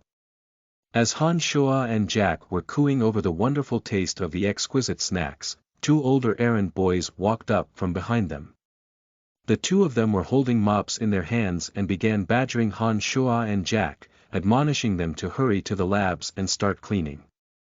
These two errands boys were around 20 years old and were over 170 centimeters in height. They were called Borg and Carrie, and had gotten into the habit of bullying Han Shoa and Jack in recent years because the older boys were stronger. They even went so far as to shift some of their own duties onto Brian and Jack. Case in point. Cleaning up the labs. Not going. Han Shoa paid them no heed since he'd wanted to get out of that for the longest time. He felt stronger now and his confidence had skyrocketed since he hadn't lost any ground in his fight with Bach. He was actually thinking that he felt a bit too full, and another fight was just the thing to aid digestion if the two kept this act up. Not going. Brian, you've really gone crazy, daring to talk back to me, the mighty Borg. Do you want me to beat some sense into you? Borg clenched his right hand into a fist and gave a cold laugh while staring at Han Shoa. My head hurts. Han Shoa's body shook as he crouched on the ground, clutching his head. Jack had been about to head off to the labs to start cleaning, but paused and stood there unmoving when he saw Han Shoa pull the same trick again. He looked at Han Shoa expectantly. I don't care if you're real crazy or fake crazy, I'm going to beat you until you obey. Carrie had an even worse temper.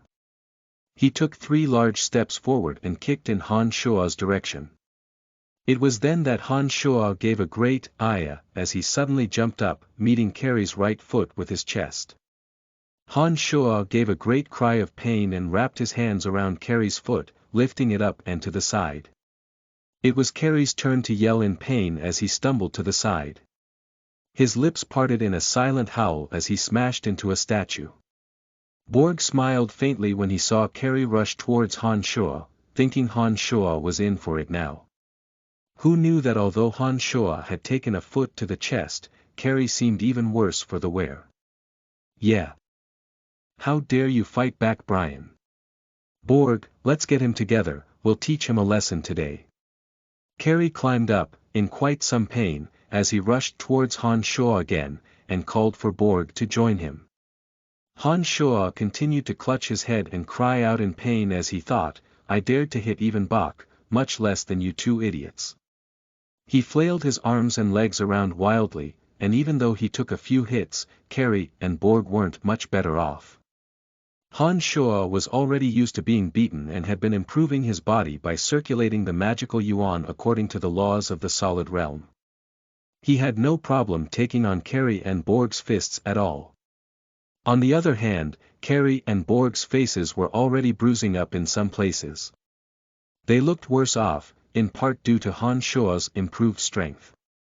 The three errand boys were fighting fiercely and wildly on the side of the road.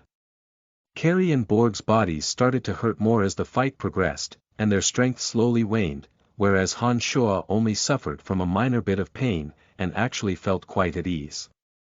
It was as if he had endless strength and he even started fighting more smoothly. In the end, it was Han Shoa who chased after Carrie and Borg, pelting them with blows as they ran away with their tails between their legs. Ha! What a sweet fight! Jack, we're not doing Carrie and Borg's duties anymore. Come tell me if they pick on you again, I'll use them as a punching bag. Little fatty Jack was looking at Han Shoa in admiration as he tugged on Han Shoa's arm. Jack laughed loudly and said, Brian, you're amazing. You beat Carrie and Borg by yourself, how did you do it? Han Shoa pointed to himself and said cockily, I have a brave heart. Han Shoa's head did not hurt even once in the next few days. For reasons unknown, Bok did not immediately seek revenge on Han Shoa either. Han Shoa and Jack refused to do Carrie and Borg's work, but the two had nothing to say as they couldn't even win a fight, in which the numbers were in their favor. They silently completed the duties that they were supposed to do. Now that the little skeleton was taking out the trash in the morning, and the lack of a need to pick up Carrie and Borg's duties, Han Shoa suddenly had a lot more free time on his hands.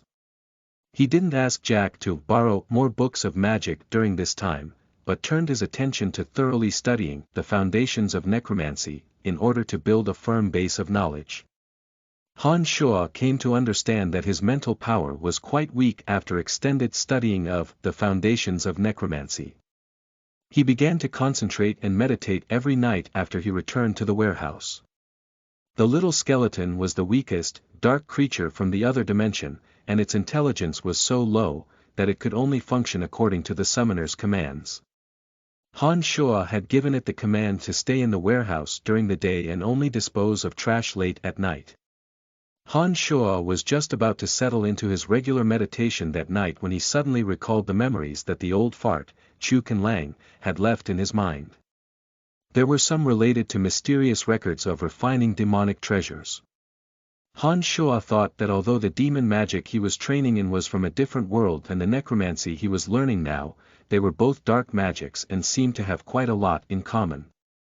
Would it be possible to fuse the two? As Han Shoa furrowed his brow and started to seriously rummage through the memories, he discovered that although Chu Tsang Lan had left behind a trove of memories, quite a few of them were misty and vague. It was like viewing things through a thin piece of marbled paper and not everything was clear. After a while of recollection, he suddenly remembered a method to refine demonic treasures. Han Shoa could only summon a weak skeleton due to his short period of study in necromancy. Since that was the case, he decided to experiment on the little skeleton. Refining materials were first needed for refining demonic treasure. Since he was just experimenting for fun, Han Shoa decided to use the little skeleton as the main ingredient. There was some worthless fresh blood from low-level magic creatures in the warehouse, along with other trash, such as bone powder, salamander tails, etc. They all became auxiliary materials for the demonic treasure. Some unique demonic treasures required very complex materials that necessitated arduous trials to obtain them. It wasn't even a certain thing that they existed in this world. Han Shoa ignored all of that and instead grabbed random items to fulfill his sudden impulse. He returned to the lab to grab a small bucket that no one was using, as well as various necromancy ingredients that were left over from student use. He had no idea what they were. Han Shuo stealthily crept back to the warehouse under the cover of night and carefully closed the door. He first put the skeleton into the bucket, and then just randomly dumped in all the low-level monster blood, bone powder, salamander tail, and other materials, following it up with a solid bucket of water. There was now an ugly riot of colors in a bucket filled with an assortment of things. Only the skeleton's head showed above the water level. It was completely unaware of what was happening. Han Shuo thought for a moment as he closed his eyes and slowly ran through Chu Tsanglan's knowledge of refining demonic treasure. Apart from requiring a variety of ingredients, refining demonic treasure required setting up a specialized matrix. The practitioner also needed to train his magical yuan according to special method for several days or months. Some particularly strong demonic treasures even required training for a few years. Of course, the current Han Shuo could accomplish none of this. He identified the easiest refinement method and dug out 7 starkly white bone spurs from who knew what kind of magical creature.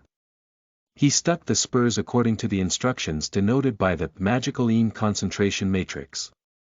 The magical Yin concentration matrix was a type of demon refining matrix in Chu Tsanglan's memories. The proper method was to first refine 7 natal Yin demons, and to use the 7 Yin demons in forming the matrix. Once the refiner poured in his own magical yuan, the 7 Yin demons would concentrate the magical yuan in the matrix according to the matrix instructions. The refining ingredients would slowly dissolve and seep into the main ingredient. The demonic treasure would finally be complete after 36 days of refining with the magical yuan. In order to refine a Yin demon, one must first have a ghoul. A ghoul was an innocent who died wrongly and was subsequently buried in a forsaken piece of land. Only if the soul was unwilling to depart was there a possibility of a ghoul forming. Special methods were needed to refine ghouls into Yin demons, and it was naturally something that Han Shuo could not accomplish at the moment. He stuck the 7 bone spurs into the bucket as a substitute for the Yin demons, and then squatted beside the bucket to attempt circulating magical yuan to his right middle fingertip. He then swiftly stuck his finger in the middle of the 7 erected bone spurs. Although the bone spurs were a poor substitute, they were arranged correctly and thus could absorb a bit of magical yuan. After who knew how long, 7 small swirls abruptly formed on the surface of the water, with the 7 bone spurs as the center. Han Shuo relaxed inwardly when he saw the 7 swirls form. He knew that despite randomly mucking around, he had somehow succeeded. Although he couldn't fathom what the little skeleton would ultimately turn into, he was at ease and drifted off into a deep sleep after a bit of meditation. Chapter 8. The Infallible 7-Winged Skeleton. You're listening at NovelFull.audio. The next day, Han Shuo was still quite drowsy and not fully awake when the warehouse door exploded open. Little Fatty Jack rushed in and started shaking Han Shuo awake, exclaiming in excitement, "Brian, get up. You have to see this." Han Shuo was bleary-eyed. He'd just been dreaming about commanding the small skeleton to beat up Lisa. He'd been woken up before he could finish the dream, and complained with dissatisfaction, "What's going on this early in the morning?" Jack's eyes were the size of yellow beans and excitement twinkled in them. He laughed heartily. "I'm not sure what Lisa did, but she summoned a weird skeleton that doesn't obey her commands. No one knows what's going on, but Polypula sounds have been coming from her room all morning." The little skeleton then ran off towards the Department of Light Magic, with Lisa chasing it from behind. "Oh! I swear, I've never seen a small skeleton run so fast in all my years in the necromancy department. Oh yeah, it also had 7 bone spurs as wings." Han Shuo had been enjoying Jack's story until that moment. His expression changed as he suddenly thought of something, and he abruptly jerked his head towards the wooden bucket. The violently colored water had changed to an inky black at some point, and the 7 bone spurs had vanished, along with the skeleton. "No way. I started refining him only yesterday." He seemed to remember somewhat, through the fog of sleep, giving the skeleton a command to teach Lisa a lesson, but weren't there still 36 more days before refining a demonic treasure would be complete? What's going on? Was it because he had randomly used bone spurs instead of demons that had caused the magical yuan to prematurely run out? Han Shuo felt a foreboding chill at this thought and hastily sat up. He even ignored his morning duties of cleaning the stone statues and dashed towards the Department of Light Magic, pulling Jack along in his wake. Han Shuo's mind raced through his worries as he ran. He wasn't a necromancy student and couldn't find it within himself to be as indifferent to his summoned creatures as the students were. They didn't care whether the creature lived or died. The little skeleton had picked up trash for Han Shuo and saved him a lot of effort during this time. He had unknowingly developed feelings for the skeleton, and naturally didn't want anything to happen to it. Apart from Han Shuo and Jack, the necromancy students were also rushing to the Department of Light Magic. They had odd expressions of their faces as they chattered non-stop on the way there. It's so weird. It was such a small skeleton, black and with 7 bone spurs on its back. I wonder how Lisa summoned it. Amy said as she speed-walked. I know, and the weirdest thing is that the small skeleton runs so fast. Oh. Gosh. Is it because Lisa's mental strength is stronger than ours that she can summon different skeletal warriors than we can? Athena also wore an expression of extreme surprise, and carried a loud conversation with Amy as they hurried to the Department of Light Magic. The novice mage Bella creased her brow when she heard Athena say so. She snorted, I'm also a novice mage and I've never summoned such a strange skeleton. The weirdest thing is that this skeleton doesn't obey its summoner's commands. It doesn't make sense at all. Han Shuo and Jack eavesdropped on conversations as they ran. From what they gleaned from the students, Han Shuo understood that his refined skeleton was quite unique indeed. Inwardly fretting with worry, Han Shuo attempted to contact the skeleton with his mental strength. He found out that he could establish contact, but possibly due to the fact that it had been refined as if it was a demonic treasure, the skeleton didn't seem to receive the commands he was giving. It was still running around helter-skelter. The Department of Light Magic didn't lack students like the necromancy major did. Light Magic was a popular major at the academy, and had graduated many distinguished alumni. Light major students had always hated the dark major students, perhaps because light and dark magic directly opposed each other. Light majors hated necromancy majors the most, and light magic was an especially effective restraint against dark magic. Many light magics were particularly destructive towards the dark creatures that necromancers summoned. It wouldn't be an exaggeration to say that light magic was the nemesis of necromancy. Han Shuo had gained quite a bit of knowledge after returning to the necromancy major, and understood the concepts that were common knowledge to necromancy students. However, knowing all this made his heart grow heavy with worry. Han Shuo practically flew down the road as he dragged Jack along. His speed was such that his frail body even passed by a few necromancy students. The ones left in his wake gaped in surprise, thinking when did this idiot get so strong after he went crazy. When Han Shuo had dragged Jack all the way to the Department of Light Magic, Jack was utterly exhausted. He planted his butt firmly on the ground and panted heavily, complaining continuously, Brian, you run so fast. You almost dragged me to death, and you're not even sweating. As Han Shuo's attention was completely preoccupied by the little skeleton scampering up and down all over the Department of Light Magic buildings, he completely ignored Jack's complaints. A short skeleton, with a body as black as ink, 7 bone spurs stuck in its spine, and wielding a faintly glowing bone dagger was dashing to and fro in the middle of the courtyard. The black skeleton emanated a faint glow thanks to Han Shuo's refinement. The bone spurs had stuck on its back, melding completely with the spine, as if they had always belonged there. 2 leg bones extended like springs and it moved, and the 7 bone spurs would flap busily, aiding its movement. Although they weren't enough to help it fly, they raised its speed so that the skeleton was very nimble. Even Lisa following in hot pursuit missed several necromancy spells. Numerous light major students and stone pillars decorated with intricate reliefs stood in the courtyard.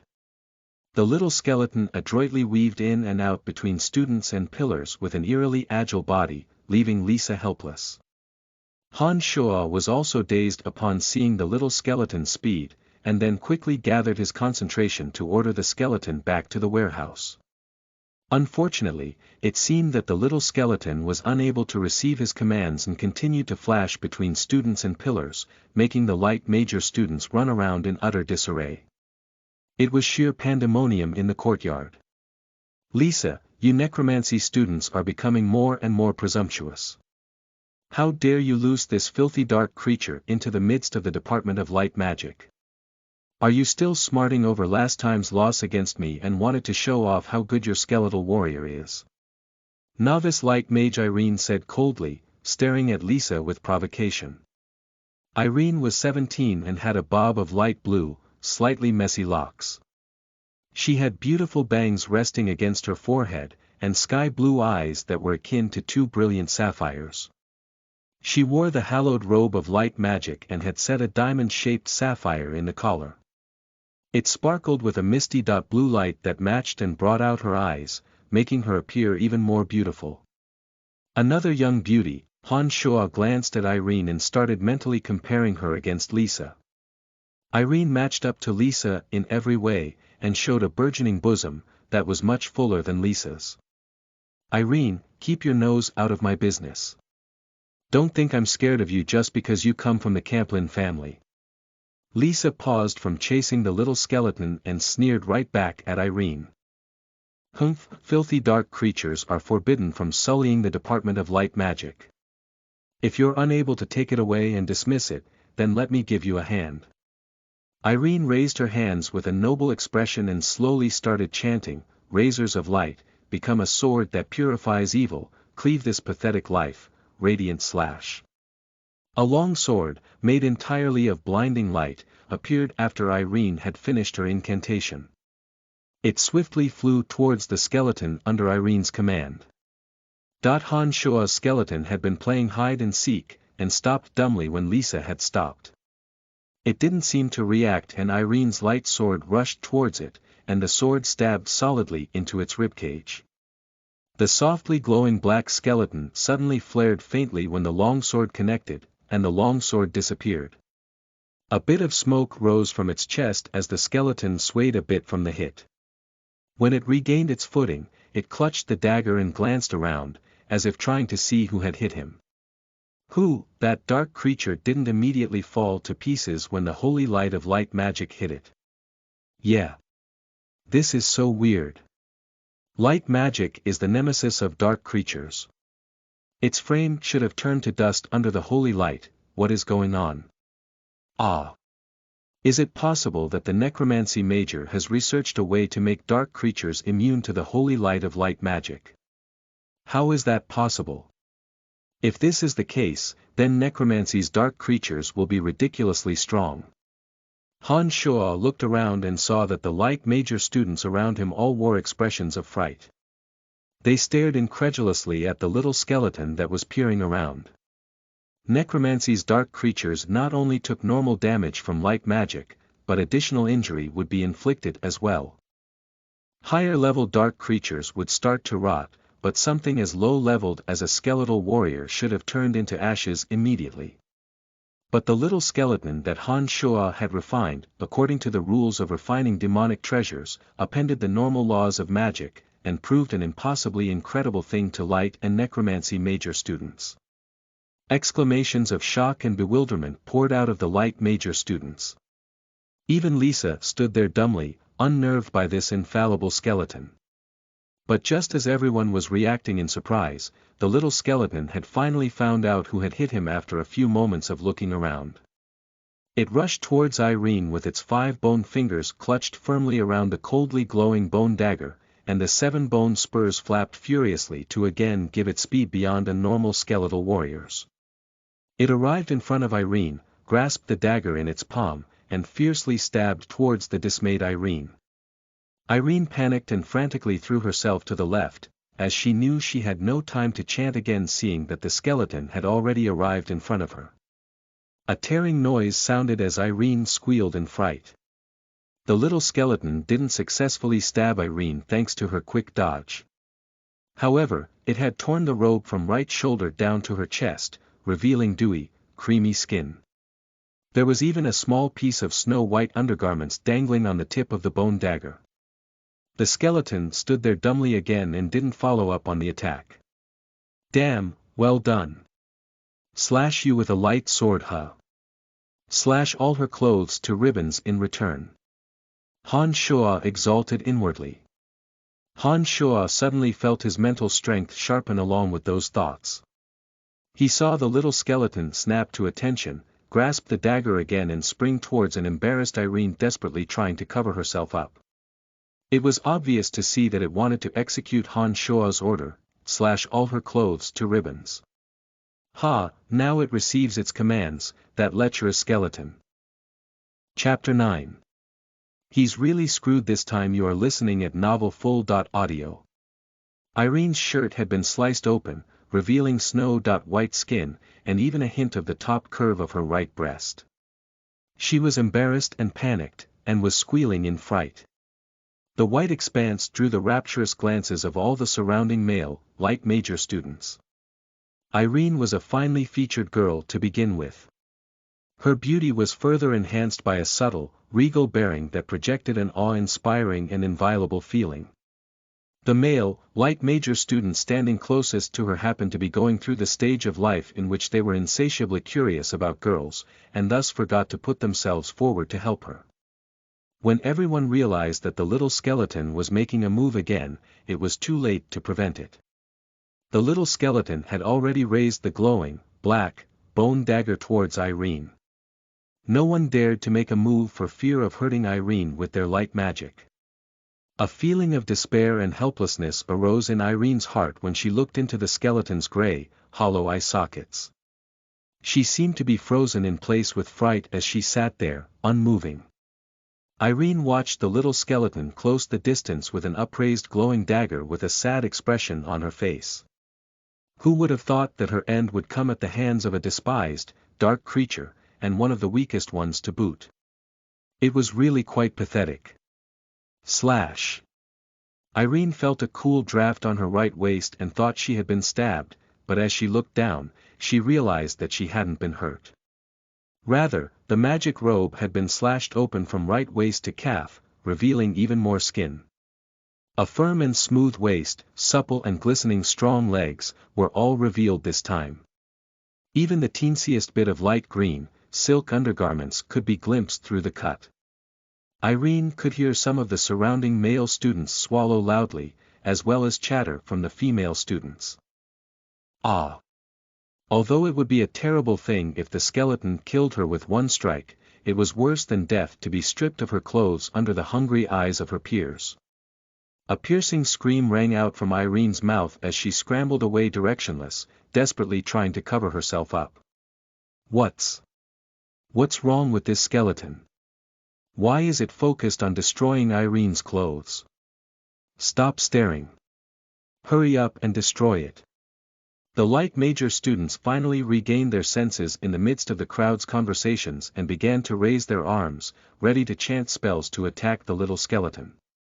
The skeleton stood there dumbly again after that attack, as if it required continuous commands from Han Shuo to know what to do. Han Shuo started to inwardly stress out as he saw the skeleton just standing there. He didn't know what to do. Lisa, standing to the side, had been about to say something, but said nothing after she hesitated upon seeing such a large portion of Irene's robe destroyed. Damned dark creature, how dare you attack the beautiful Miss Irene? Receive your punishment from me, the Sergeant Knight Claude. It was at this moment that a figure ran in from afar. Because his speed was so fast, Claude had already appeared next to the little skeleton immediately after he finished speaking. Claude shot agilely towards the little skeleton as soon as he had arrived. A beam of pale green light shot out with his right fist and landed solidly on the unsuspecting skeleton. The skeleton flew up and out, landing with a clatter on the ground after taking this blow. Beautiful Miss Irene, you have suffered because I arrived late. Claude spoke humbly and executed an urbane bow to Irene after he sent the skeleton flying. Claude was 18 and had tied his silver hair into a ponytail, allowing it to drape carelessly on his back. He wore an all-white training robe and was extraordinarily handsome. Many of the light major girls blushed upon seeing his appearance and started whispering amongst themselves. "Wow! It's Claude. He's only 18, yet he's a sergeant-level knight already, and the youngest son of the Empire's Griffin Legion chief. He's so amazing. You're so boy-crazy," Claude likes Irene. "You come from a small family and you're not as beautiful as Irene, he'd never be interested in you." The light major girls started holding hushed conversations and sneaking sly glances at Claude, as if he was the man of their dreams, their prince on a white horse. On the other hand, the male students regarded him with looks that alternated between hate and fear. As the surrounding crowd engaged in murmured conversations, the little skeleton that been sent flying stood up shakily, his rib cage trembling along with the rest of his body. Irene was completely bedraggled and frantically protecting her upper and lower body, her face flushed bright with embarrassment. However, she heaved a sigh of relief when Claude appeared. She was about to reply to his greeting when she glanced beyond Claude's shoulder and saw the skeleton slowly clambering back up. Her haughty face instantly changed into an expression filled with panic and disgust. Irene pointed behind Claude and hurriedly said, "Claude, I'll consent to having a meal with you if you destroy that ugly, dark creature." Claude turned his head upon hearing Irene's words, and gave a quiet, of surprise. It would seem that he hadn't thought the skeleton would still survive. He turned back, flashed a small, sunny smile and bowed, "I am honored to serve you." Claude's demeanor changed abruptly when he turned away. The urbane grace he'd just displayed faded, replaced with a sharp look shooting out from his eyes. He punched out with his right fist again, and the pale green light once again rapidly shot towards the little skeleton. Who knew that a thin, frail body would suddenly rush in from the left just at this moment? It happened to stop right in front of the little skeleton. The pale green light from Claude's fist landed solidly on the frail body. Bam! Sounded out and the thin body stumbled a few steps backwards, throwing his head back and fell to the ground. Who's this errand boy? Why did he suddenly rush out? Surprised cries came from all directions. "Damn it, Brian, are you crazy?"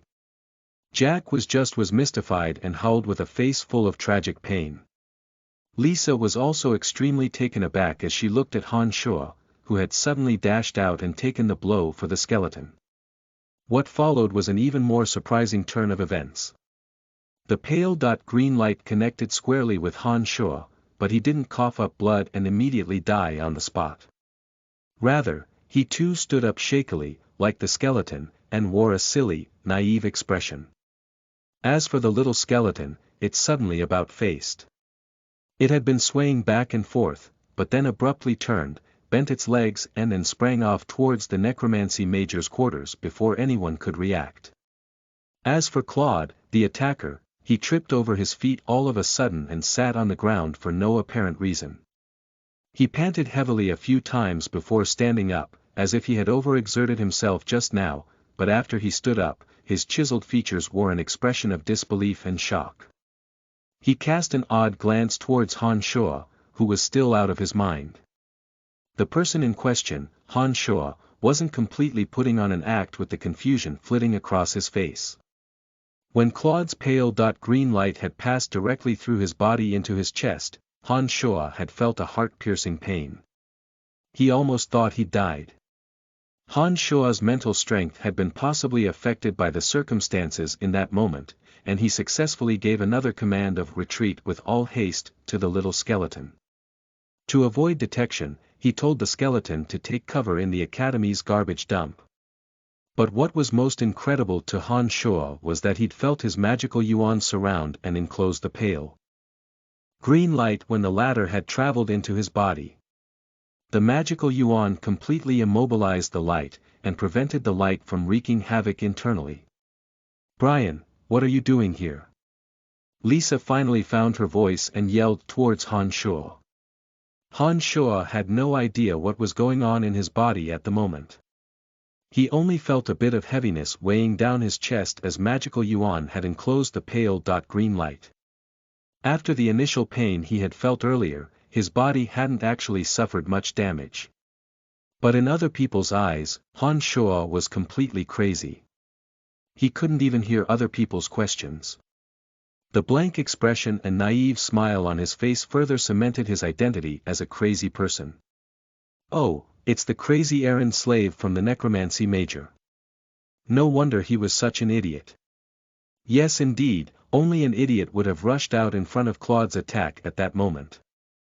Little fatty Jack's legs were shaking like mad, but he eventually made his way towards Han Shuo and started dragging him away by the arm. He said, "Brian, what are you doing here? It's not fun here. Come on, let's go back." "Just a second." Claude suddenly spoke up at this moment, his eyes fixed on Han Shuo. Setting aside the fact that the little skeleton had run away for a second, he was wondering why he suddenly felt his fighting aura, TL note. Mental strength equivalent for knights, disappear. What was going on? Was he mistaken? He'd only used his fighting aura in one hit, by all means he shouldn't have been tired. He'd even fallen, this really was too weird. Did this errand slave have some evil magic? No way, he was just an errand slave. That would be way too crazy beyond belief. He must be wrong. Noble and mighty Knight Claude, you wouldn't pick a fight with an errand slave, would you? Not to mention that this errand slave is crazy, this doesn't seem to reconcile with your distinguished self. Curiously enough, it was Lisa who was speaking up for Han Shuo. Claude bowed to Lisa from a distance upon hearing her words, then gave Han Shuo a deep look. He nodded, "You may leave. The two errand boys can leave, but Lisa, you summoned this dirty skeletal warrior and ruined my clothes. You owe me an explanation." Irene had found a billowy white robe at some point and had flung it over herself. She'd recovered from her panic and shock by now and leveled a cold glance at Lisa. "What does that have to do with me? I didn't summon that weird black skeleton, otherwise why would I be able to control it? It snuck into my room at night and kicked me 2 times. I'm also the victim here." Lisa gave a slight snort and also responded coldly. How is that possible? If not you, then who? It must be someone from your necromancy major. Whoever he is, I'll find him and make him pay. Irene flew into a rage. Who? Ah.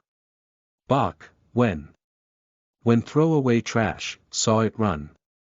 Run out from Bach's room. Han Shuo smiled vacantly and seemed to have trouble communicating as he stammered out a few words, but it was enough for the others to understand his meaning. Ha! So it was him. He must be trying to get revenge for when I beat him up. Lisa's face darkened and she bit off her words.